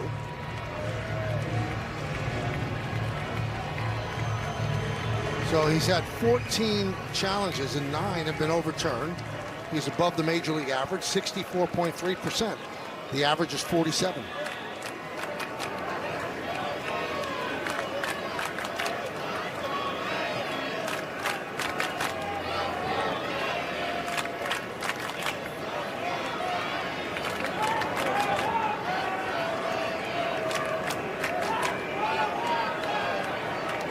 The 2-2.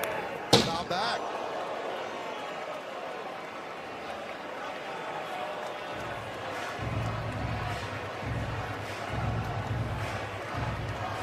Like you got the umpire. Let's see. Got him with the bat. Caballero's backswing.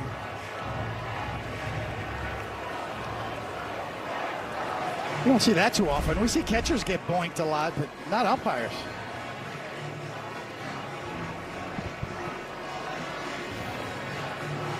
McMahon led off with a single. He's at first. With a look. Lost control of it, yes.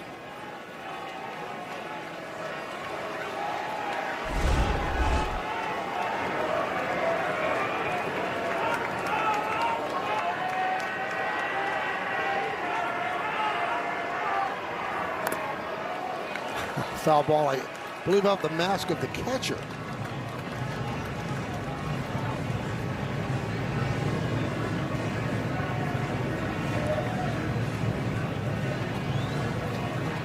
Hogan Harris, 4 up, 4 down in yesterday's game against the Yanks. Swing and a miss on the slow curve. 1 away.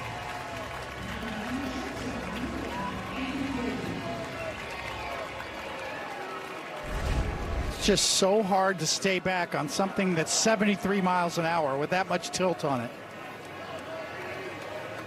Just can't wait.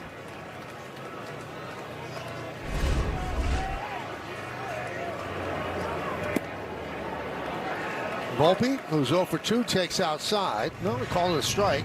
0-1.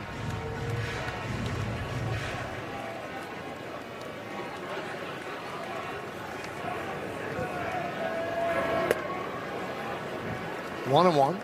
Pretty good differential, right? 95 to 73, top end to bottom end for Harris. Fernando Cruz came in yesterday, got a 1-2-3 double play to end the inning.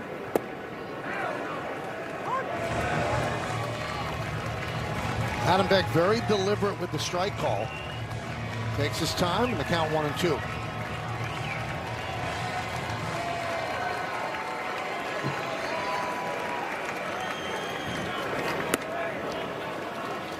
Two on the Yankee shortstop, batting ninth. He's a reverse split lefty. Righty's hitting 125 against him. Lefty's hitting 288.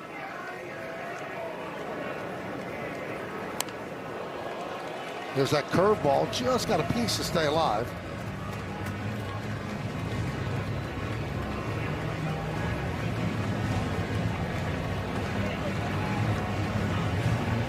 Harris got some save opportunities toward the end of last year when the A's sent Mason Miller to San Diego. So he's been high leverage guy. Count 3-2. McMahon does have 3 stolen bases. Do you send him here? Stay out of a double play.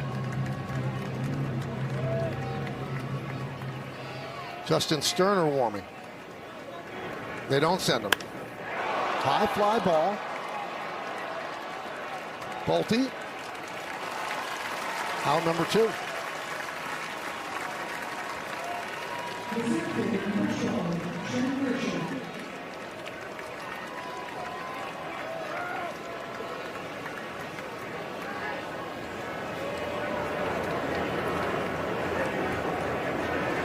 So here's Grisham, came in red hot. He's 0 for 3 tonight. McMahon remains at first, held there by Kurtz.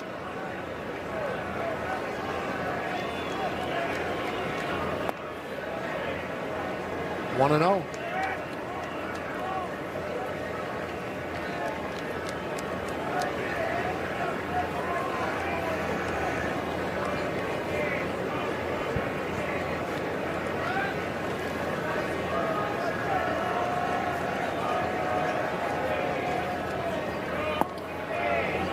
With Rice on deck.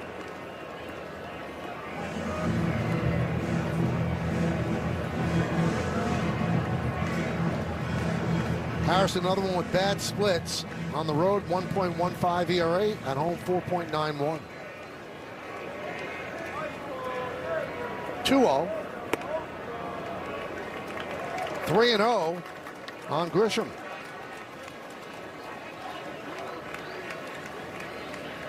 Exactly what Grisham and the Yankees are hoping for. Get Ben Rice to the plate with two runners on.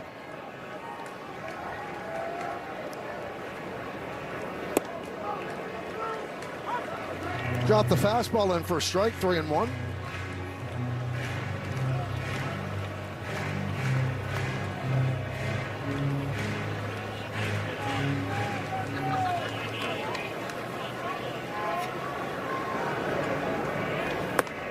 And there's ball 4. So the Yankees have the tying runners on, and Ben Rice coming to the plate.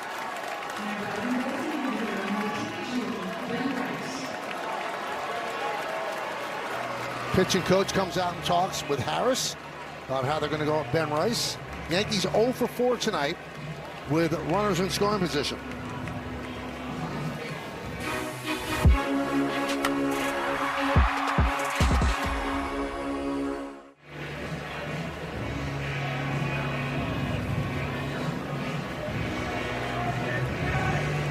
So Rice had a single in the first to left center. He struck out in the third, then walked in the fifth.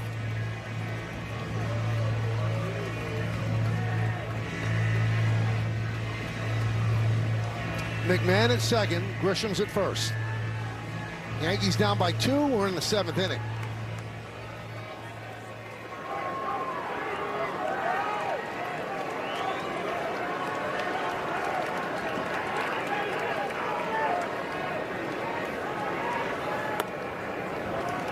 One and 0.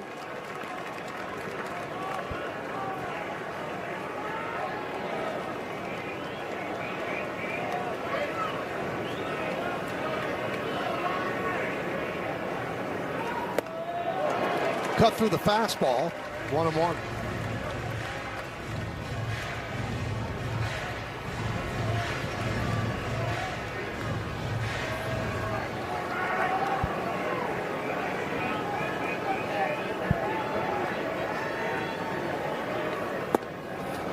Two and 1 with Judge on deck. You know, we're talking about the value of a Goldschmidt, and he has been an unbelievable mentor toward Ben Rice, the guy who really has taken his position. Ooh, swing and a miss, slow curve. Took a little more off of this one even. 72 miles an hour.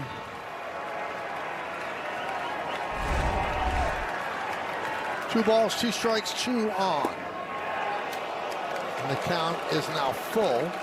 Gives the Yankees a bit of an advantage on an extra base hit. The runners will go, so Grisham could score on a double.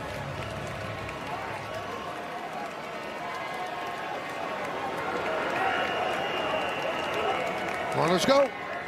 Swing and a miss on the curve. Hogan Harris keeping the Yankees off balance with the slow hook. Time for the 7th inning stretch. Chris Shear and Dellin Betances back here in our Yes Network studios. Yankees still have 6 outs to work with here to scratch a couple of runs across the board, tie this up or take the lead. But Dellin, why was JT Ginn so successful tonight? He did a great job of using both sides of the plate, mixing his pitches really well. Now the Yankees have a couple innings to mount a rally together to keep their winning streak alive. All right, Dellin, he had a devastating changeup as well. Aaron Judge will lead it off the next time they come to the plate. Michael, let's get it back to you. Well, thank you, guys. Those are the particulars. Yankees 0 for 5 with runners in scoring position. They've left 7 on base. Ginn was excellent. Shea Langoliers a home run, as did Soderstrom. Midnight hour. Want to take the time to wish my sister happy birthday. Sorry I wasn't there to celebrate with her today. Casey Ascara behind the plate, so happy birthday, Debbie. Right out to Chisholm. 1 away.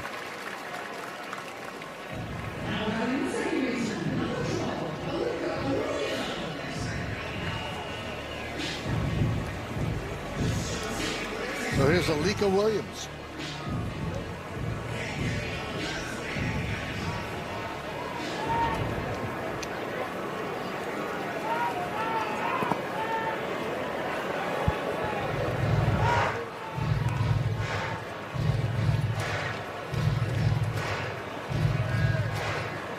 Like so many other Yankee starters that have been dealing this year, Weathers out there in the 7th inning.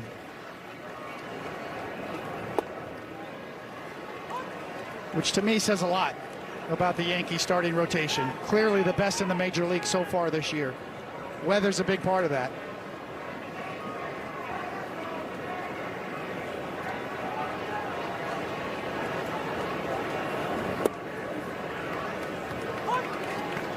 So behind the plate is Ascara, and had a conversation with him today. And he's been working on becoming a switch hitter. He's been taking batting practice right-handed, and I said, how come? And he said, well, I do everything else right-handed. He goes, mechanically, I feel very, locked in right-handed, and everybody keeps saying we need a right-handed catcher. Maybe it could be me. He's a terrific guy. If you got now that is to talk to him. Yes, he is. That is outside the box thinking.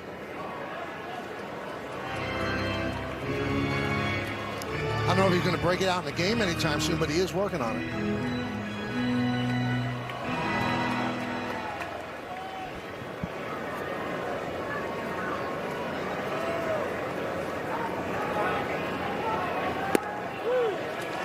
Strike three. Williams down looking. That's the 10th strikeout for Weathers.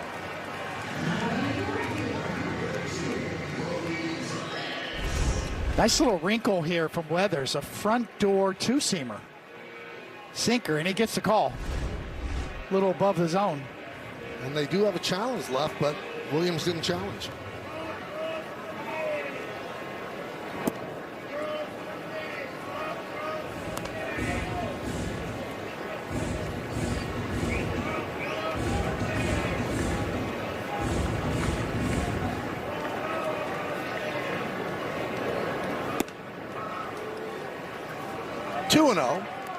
On the leadoff hitter. He struck out twice against Weathers. He's 0 for 3.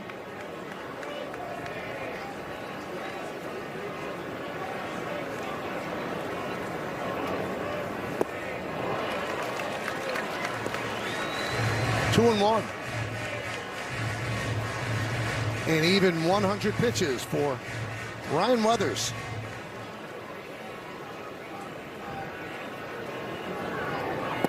Swing and a miss, 2-2.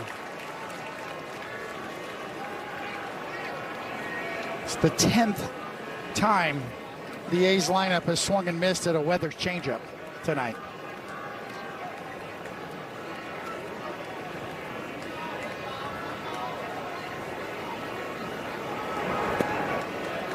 Three and two. So Camilo Doval is ready for the Yankees.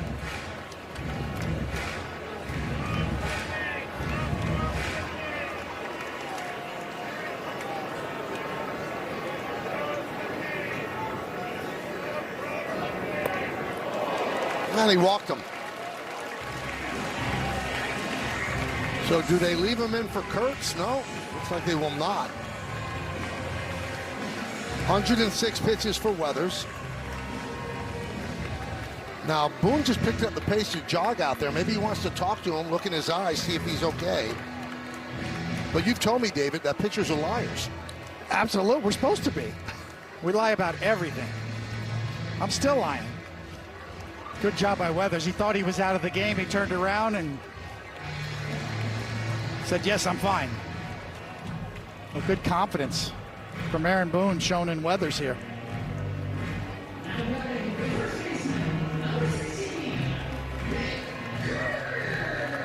And you keep the lefty-lefty. You bring in Doval. It's righty-lefty. You see the splits. He does pretty well against lefties, but better against righties. And the OPS is lower against lefties. He's 2 for 3 tonight against Weathers. High fly ball. Center field and deep. Grisham back on the track. Leaps. Gone. A 2-run home run for Kurtz. Just over the leaping try of Trent Grisham. And the A's lead 5-1.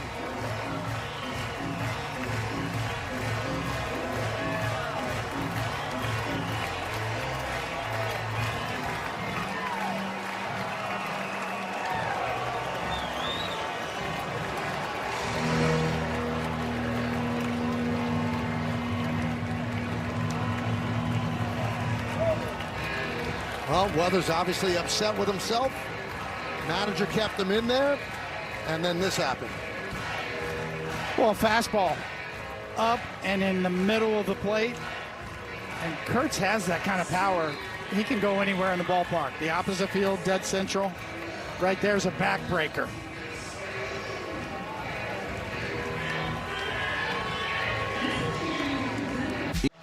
Yankees Baseball on Yes is brought to you in part by Chili's Big Crispy 3 for Me, the best $10.99 you can eat.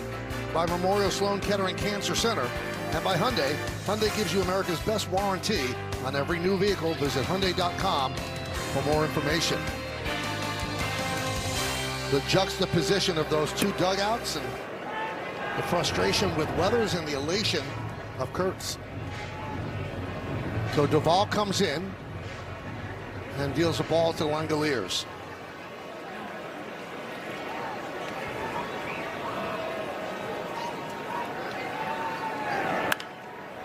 Grounded, third base. McMahon will get Langoliers, and that'll do it. But a big 2-run home run by Kurtz gives the A's a 4-run lead.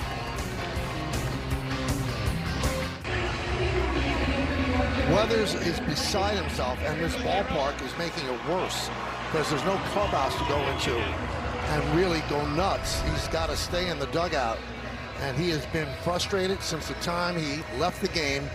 And you can see he's just pacing, and he threw his glove, and usually you do that out of view of the cameras up the clubhouse runway, but you have to go all the way to the outfield. Sterner is the new pitcher, and he'll start with Judge here in the 8th.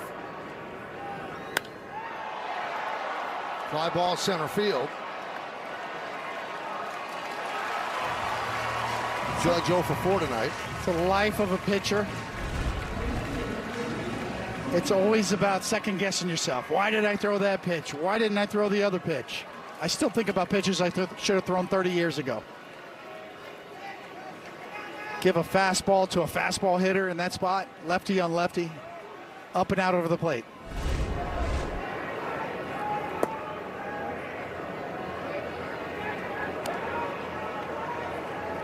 On the outfield side of the dugout, so if you're looking at the Yankee dugout on the first base side, the left side, there's a small room that is a bathroom, and it's really, really tiny. So he's been going in there and then coming back out. But if he wants to have real privacy, he has to walk all the way to the outfield to go to the clubhouse. And Michael, that's actually the Severino room that they built on both dugouts last year. There's just like a little bit larger room and then the actual bathroom, but you see him closing the door. The front part of it was just recently constructed going into this season. So giving pitchers and whoever else maybe a little bit more room, but not much. He has to get back out in that dugout and eventually cross the field to that clubhouse back in center field when it's all said and done. You think he's beating himself up, David, obviously for giving up the home run, but for giving it up on a fastball? I know that I've had those second-guessing thoughts. So, yeah, you're always second-guessing not only the pitch selection or the location, the execution. Number one usually is execution. But a four-seam fastball right there certainly was not what he had in mind.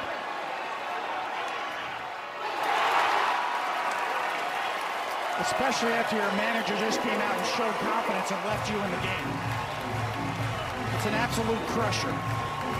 Been there, done that. Know how it feels.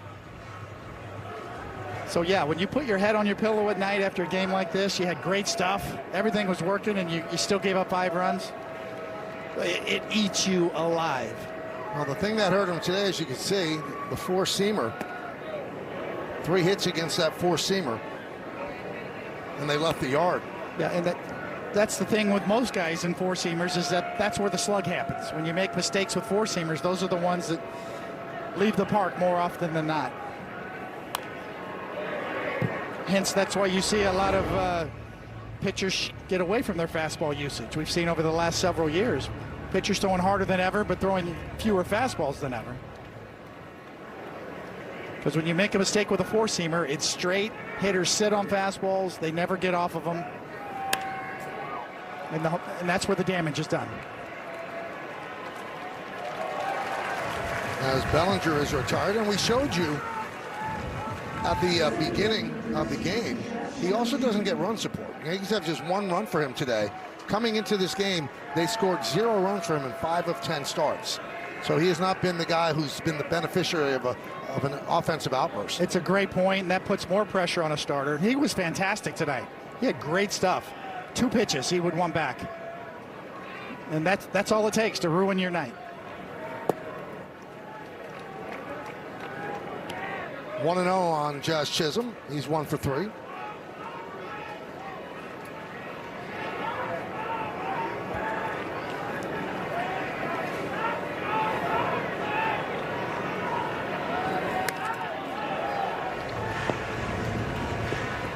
So the A's trying to snap a 4-game losing streak. Yankees trying to extend a 5-game winning streak. Now, the A's did go into New York, and they won 2 out of 3. They lost the first game, and then they won the next 2. And the A's right now, you want to face them now because they've been playing poorly. Got swept by the Mariners and lost yesterday to the Yanks. They've been sloppy defensively as well, but they're leading 5-1 now here in the 8th inning with 2 outs.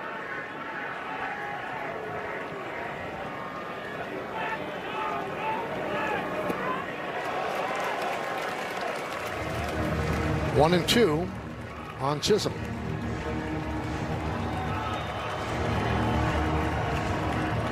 There's Jack Perkins, the only Athletics pitcher didn't pitch last night.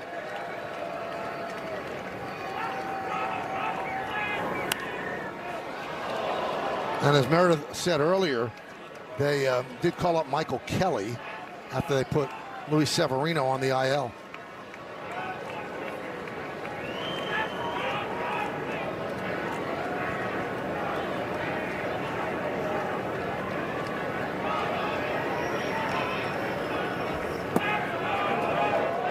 Very close take. 2-2.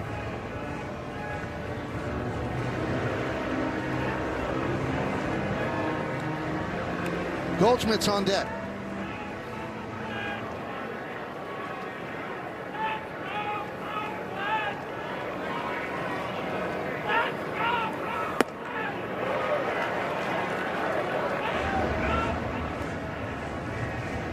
Count is full.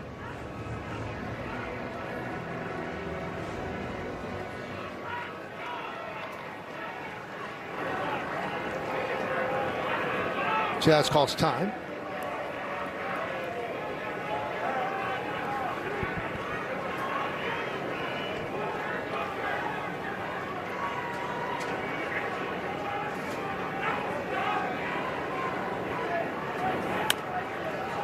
Tap back to the mound.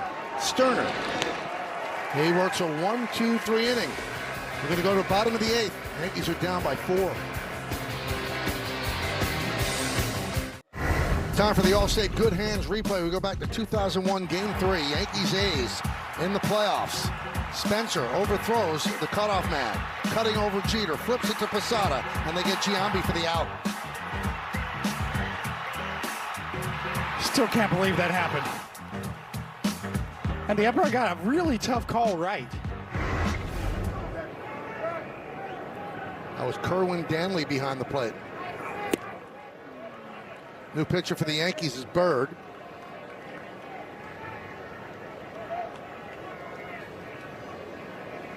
Last pitched on Monday.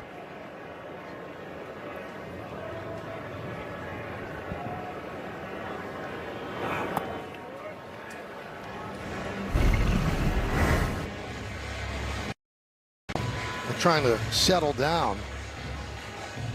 Ryan Weathers between innings.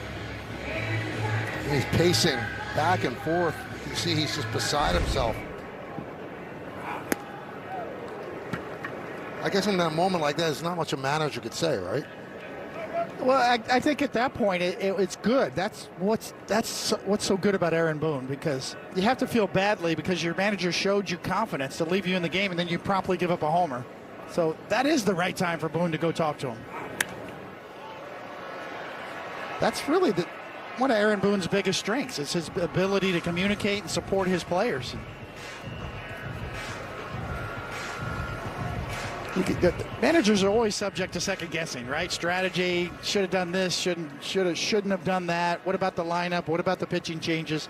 That's never going to end. But what Boone does so well is what we just saw. Ooh, sounds like it got the end of the bat. Well, they're saying that it got the hand. So Rooker is hit by a pitch.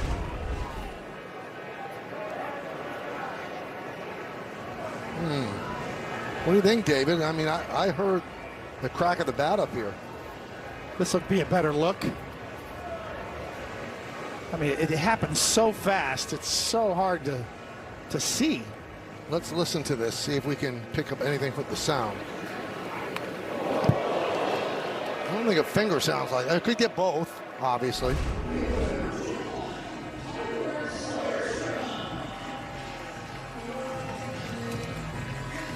So here's Tyler Soderstrom.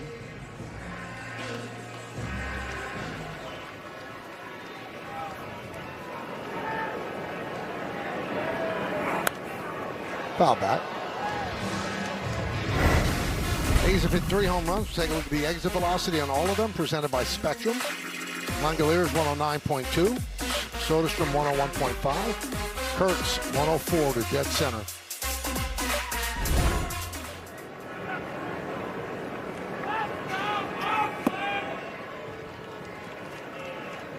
One and one.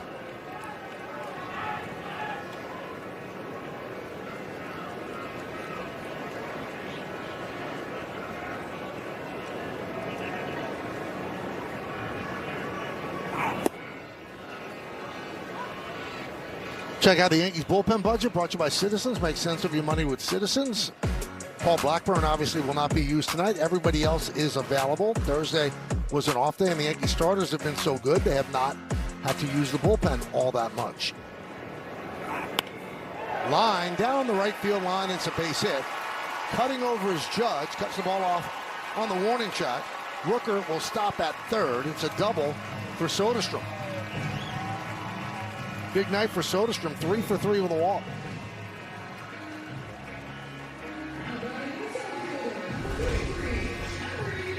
Yeah, he gets a high breaking ball. And Judge does a good job of getting over there and cutting this off, because it gets by him, the run scores.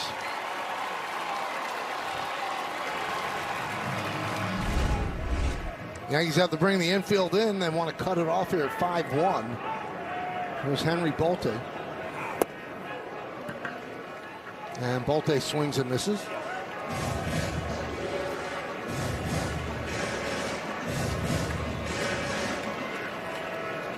Rooker at third. Soderstrom at second. Nobody out. 0-2.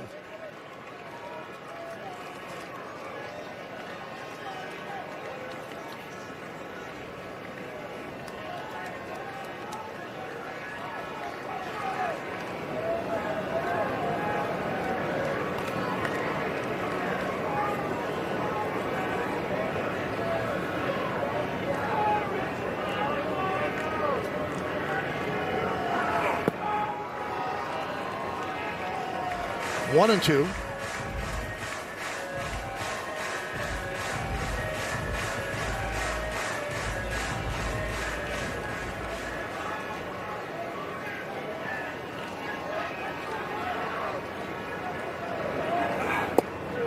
Strike three. Bolte down looking. Big strikeout for Bird. I was waiting for Bird to break this one out, and he comes right in the front door and locks him up. You can see that front knee buckle from Bolte. A good sweeper.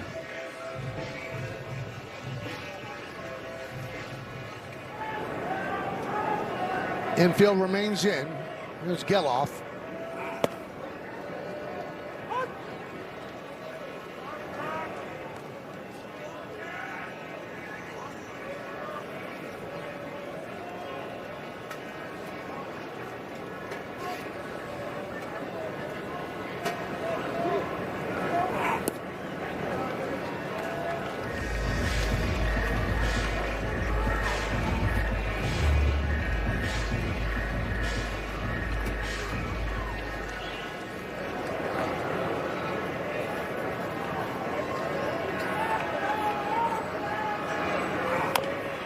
One and two.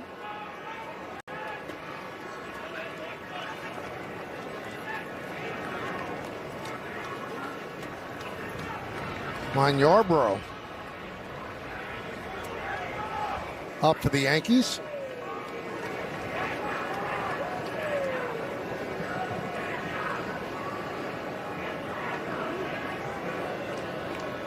The 1-2. And that got Adam Beck.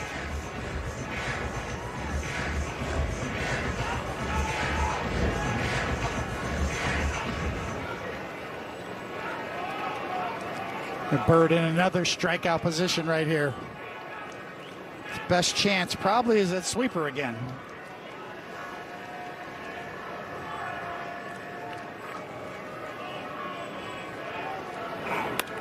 Line drive, it's a base hit.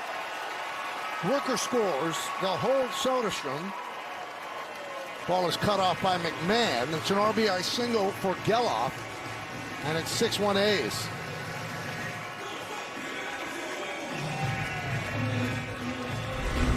I'm going to give Geloff credit to go down and get this one down and away. Look at him reach out and cover that.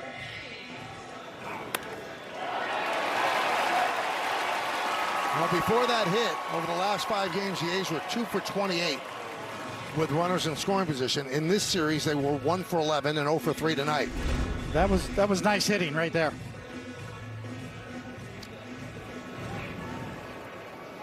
Here's Darrell Hernandez.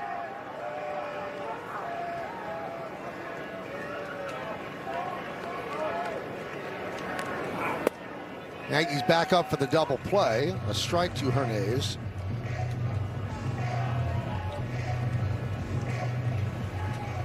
First and third, 1 man out. 1 run in, 6-1 Athletics. Runner goes from first. Grounded to third. They'll come home, and they get the out. Now they have the runner held up. Volpe to Jazz. To McMahon. A very intricate double play to end the inning. But the A's get another run. It's 6-1 as we go to the ninth.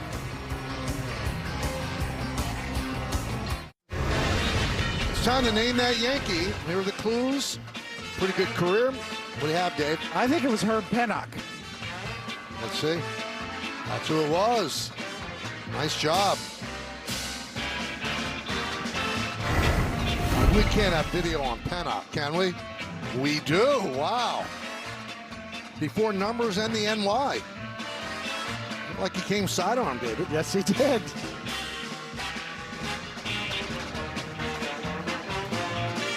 You know, when it was their day to pitch back then, they pitched the whole game. Yep. So no pitch counts. So they didn't go maximum effort every pitch. Look at those World Series numbers. The Squire of Kennett Square. And he made the Hall of Fame in 1948. Big Herb.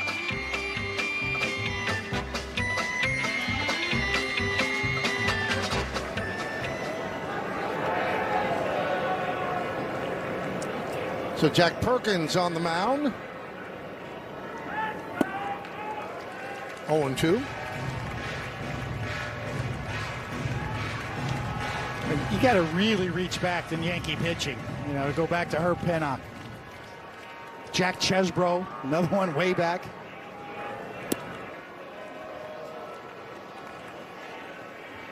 It's amazing the pitchers that the Red Sox provided the Yankees. It's just unbelievable. Red Ruffing. Strike 3. Goldschmidt down on strikes. And he's going to challenge it. Why not, he said. It's a strike. Could be a strike. New York has 1 challenge.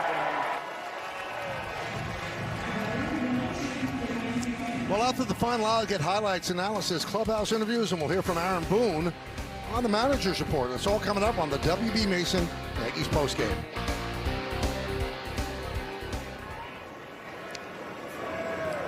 There's Ryan McMahon.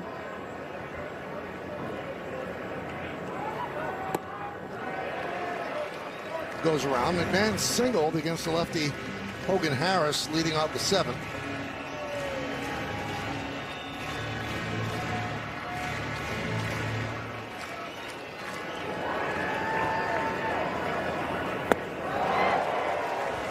Oh, 2.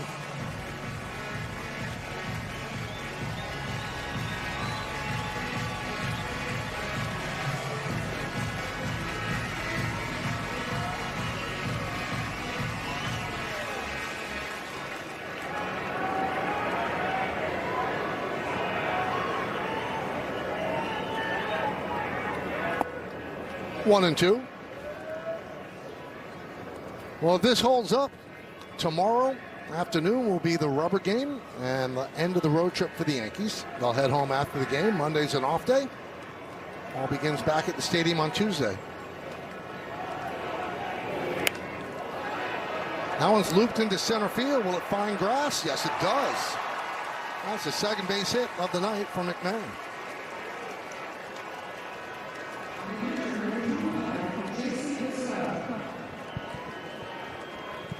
Well, Tuesday on Yes, host Gracie Cashman sits down with former New York Giants running back Otis Anderson for a deep dive into the numbers that defined his career.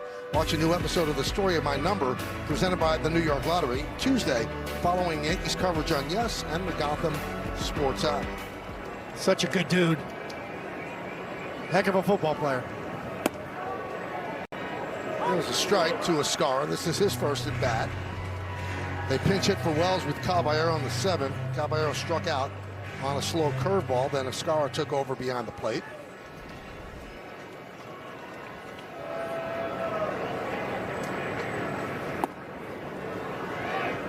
Yankees need base runners. That's at the top of the order. Try to make a run at this. 6-1. The Athletics lead.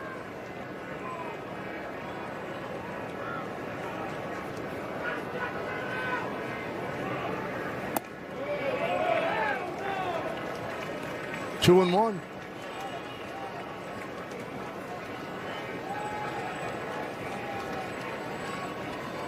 Still looking for his first home run of the year.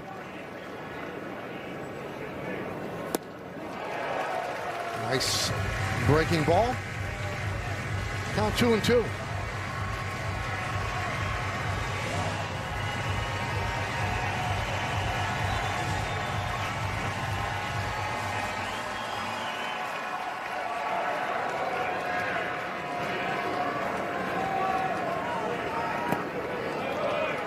Three-two.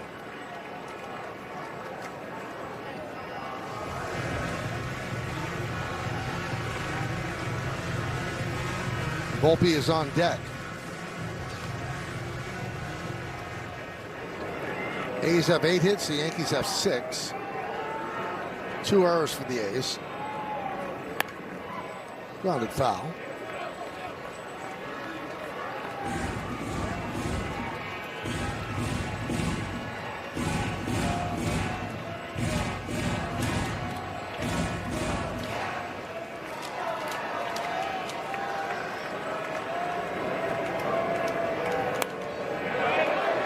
Escara battling Perkins.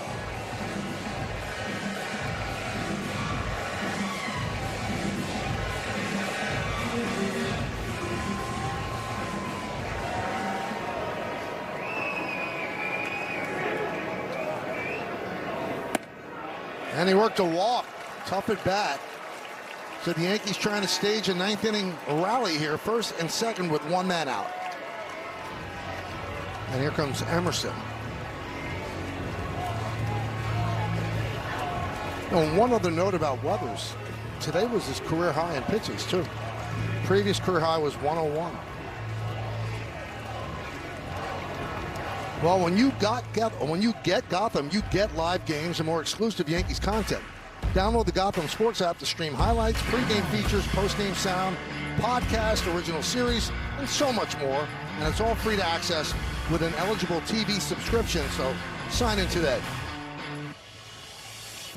See a Yankee shortstop up there, and we should note that on this date, 1995, Derek Jeter got his first big league hit in Seattle, and the guy who greeted him at first base and congratulated him was Tino Martinez, who became one of his best friends.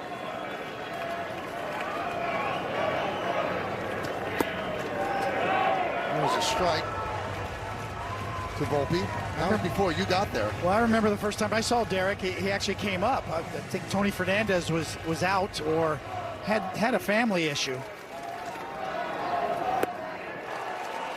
Derek had a couple of hits or got a big booming double in that game. Derek Jeter steps in and there it is, first of many. He's just one of those guys that was ready for the big leagues. And Volpe swings and misses, so he's 0 for 4, and the Yankees are an out away.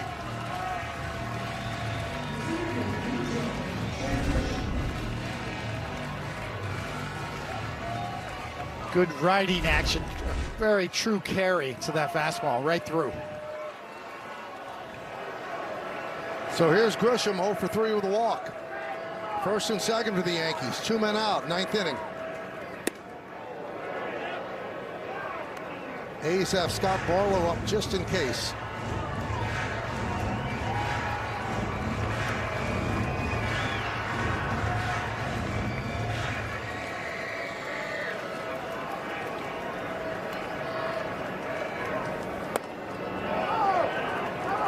Two and 0. Perkins trying to make it interesting.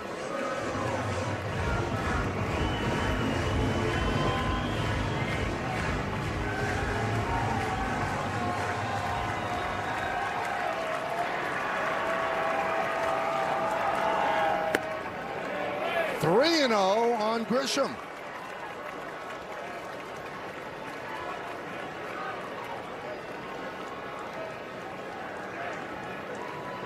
That guy on deck, and you know who's behind him in the hole.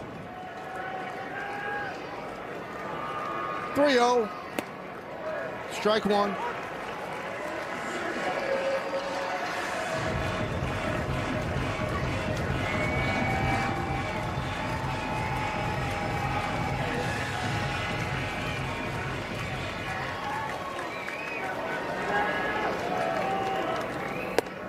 Ball four, the bases are loaded, and here comes Rice. Boy, that run in the 8th inning looms really large. Rice would be the tying run right now.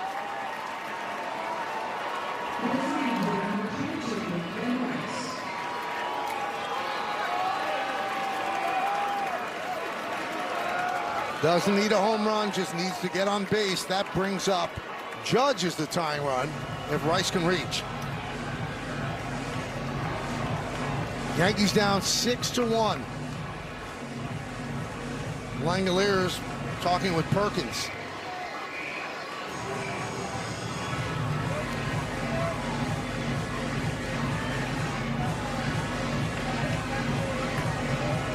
Well, it's not going to be Perkins. As they will call on Scott Barlow.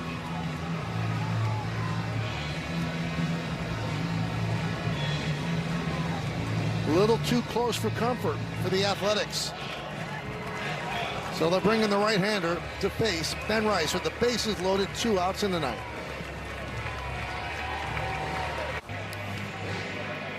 So the A's bring in Scott Barlow, and Ben Rice very familiar with Barlow. Let's go back to last night, and this is what Rice did against Barlow.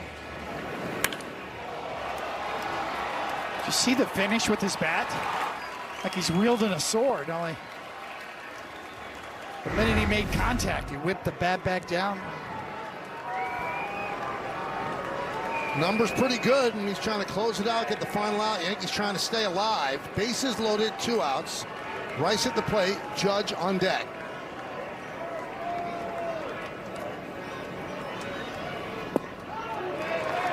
One and 0. Start him off with a curve.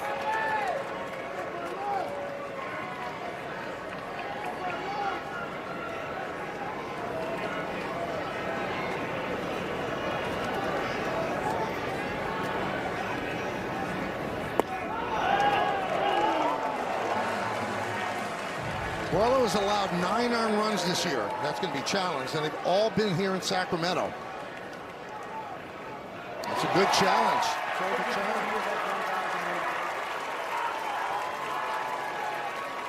The Yankees still have their challenge remaining, and now it's a 2-0 count on Rice.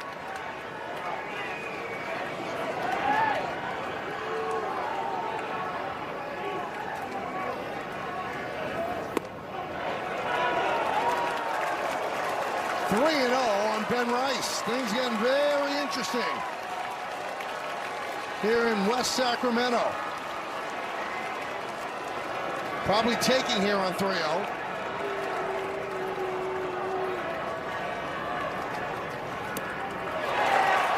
They called a strike, and that's going to be challenged by Rice. He challenged quickly. He was heading to first. He thought that was inside. Let's see. Ooh, he was wrong.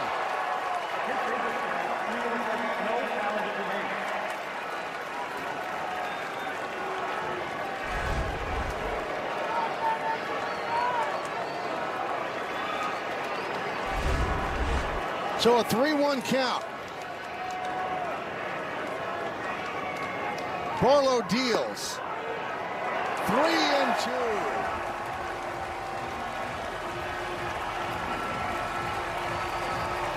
Bases loaded, 2 outs, 9th inning. The runners will go on a 3-2 pitch.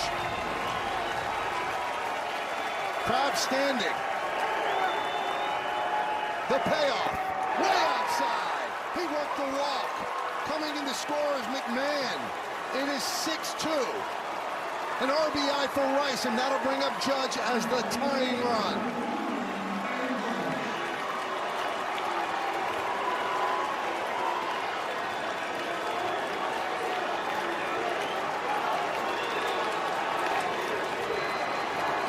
Judge struggled tonight. He's 0 for 4.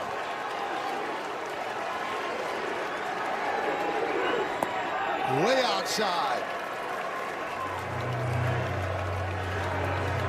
2 ground balls, 2 fly balls off the bat of Aaron Judge. He flirted with a home run in the 5th inning, driving Thomas back to the wall.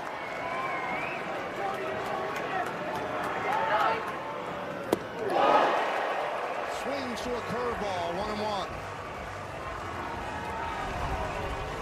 Wow. Breaking ball right there.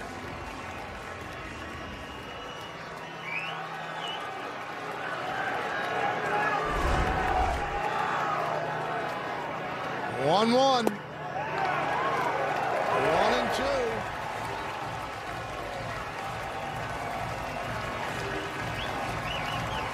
They wanted the challenge, but they're out of challenges. That would have been close. I think it was good. I think it was a strike. Rice's challenge that he did not click on, that was the final challenge. Yankees down to their final strike.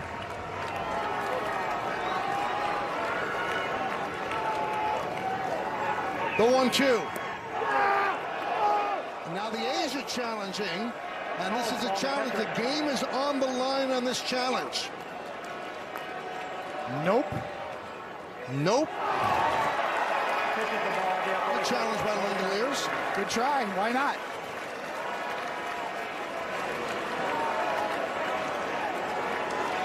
Two balls, 2 strikes, 2 outs, bases loaded, tying run at the plate.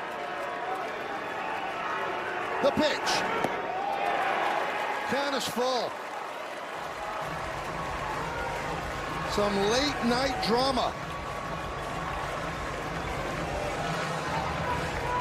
Yankees trying to keep their 5-game winning streak alive. Bellinger on deck. Runners will go. And the pitch. Ball 4. Yankees are still alive. Escobar crosses the plate. The bases remain loaded. And now it is 6-3 Athletics. Well, these are the sequences that give managers gray hairs. But first pitch slider, nope. That's the one, wow. That one's right there, that's a strike. Good take right there. Judge knows he's getting nothing but breaking balls.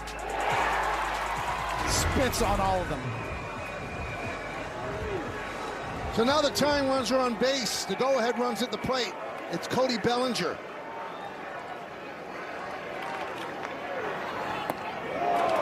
Barlow having trouble throwing strikes, 1-0. Bellinger with 9 grand slams in his career. Michael Kelly is up.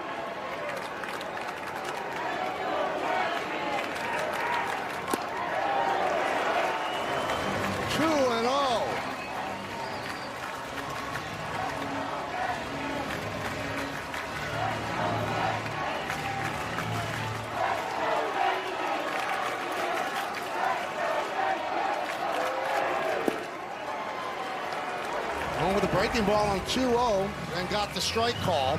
2-1. Well, Barlow lives and dies with that sweeper.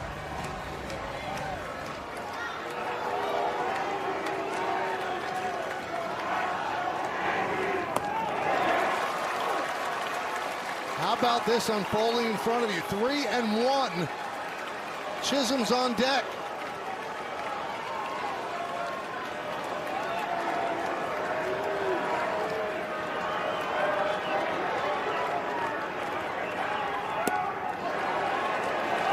And another 3-2 count with 2 outs and the bases loaded.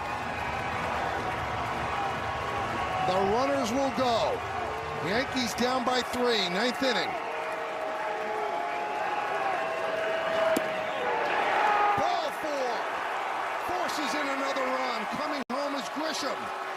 It is 6-4 A's, and the Yankees are down by 2. 4 straight walks, 5 in the inning. Another look, in case you were wondering. It's inside. Now a single could tie it. Chisholm, the 9th batter to come to the plate. And he gets a fastball, 88 miles an hour, 0-1.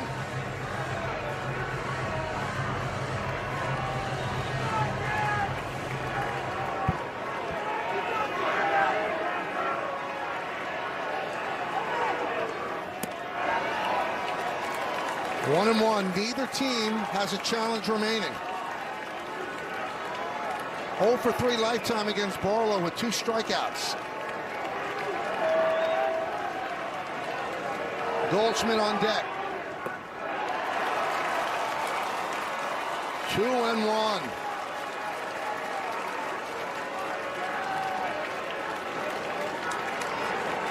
Collar getting a little bit tighter around Barlow.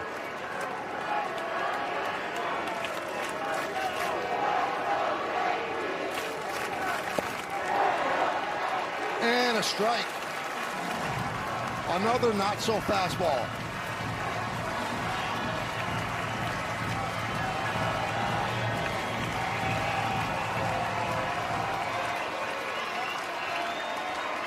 Two and 2. Ground ball right to Kurtz. He goes to the bag, and the A's hold on. The Yankee rally just falls short. Their 5-game winning streak is over, and they lose to the Athletics 6-4. What an interesting 9th inning as the A's tried to implode, but just held on.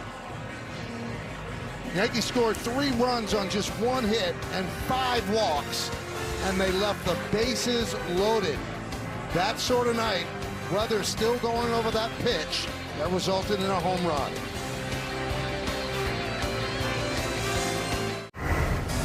Time for the game-changing drive of the game, brought to you by Audi and the all-new Audi Q3.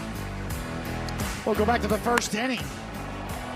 As Langoliers introduces himself to the batter's eye, an absolute bomb. And weather settled down. And here's the Chevy player of the game. Until this. Number 10 for Kurtz, just over the leaping Trent Grisham. That was a backbreaker. Weather's still thinking about it. 6-8-2 for the A's, 4-6-0 for the Yanks. Took 2 hours and 47 minutes. Ginn gets the win. Barlow, a sweaty save. Ruthers took the loss. Kurtz had a big night. Coming up on the Yes Network, stay tuned for the WB Mason postgame show with Chris Sheeran and Dylan Betances. Special thanks to producer Troy Benjamin, director Dan Barr, Mike Webb, and the executive producer of the Yes Network is Jared Ames Boschnack. Join us again tomorrow for the finale against the A's here in Sacramento. It's the rubber game. Coverage begins at 3:30 p.m. on Yes, with first pitch coming shortly after 4. Once again, the final score, Athletics 6, Yankees 4. For David Cohn and Meredith Marakovitz, I'm Michael Kay saying see ya from Sutter Health Park in West Sacramento, California. Now let's go to Chris Sheeran and Dylan Betances, standing by in our Yes Network studios with the post-game show. Guys,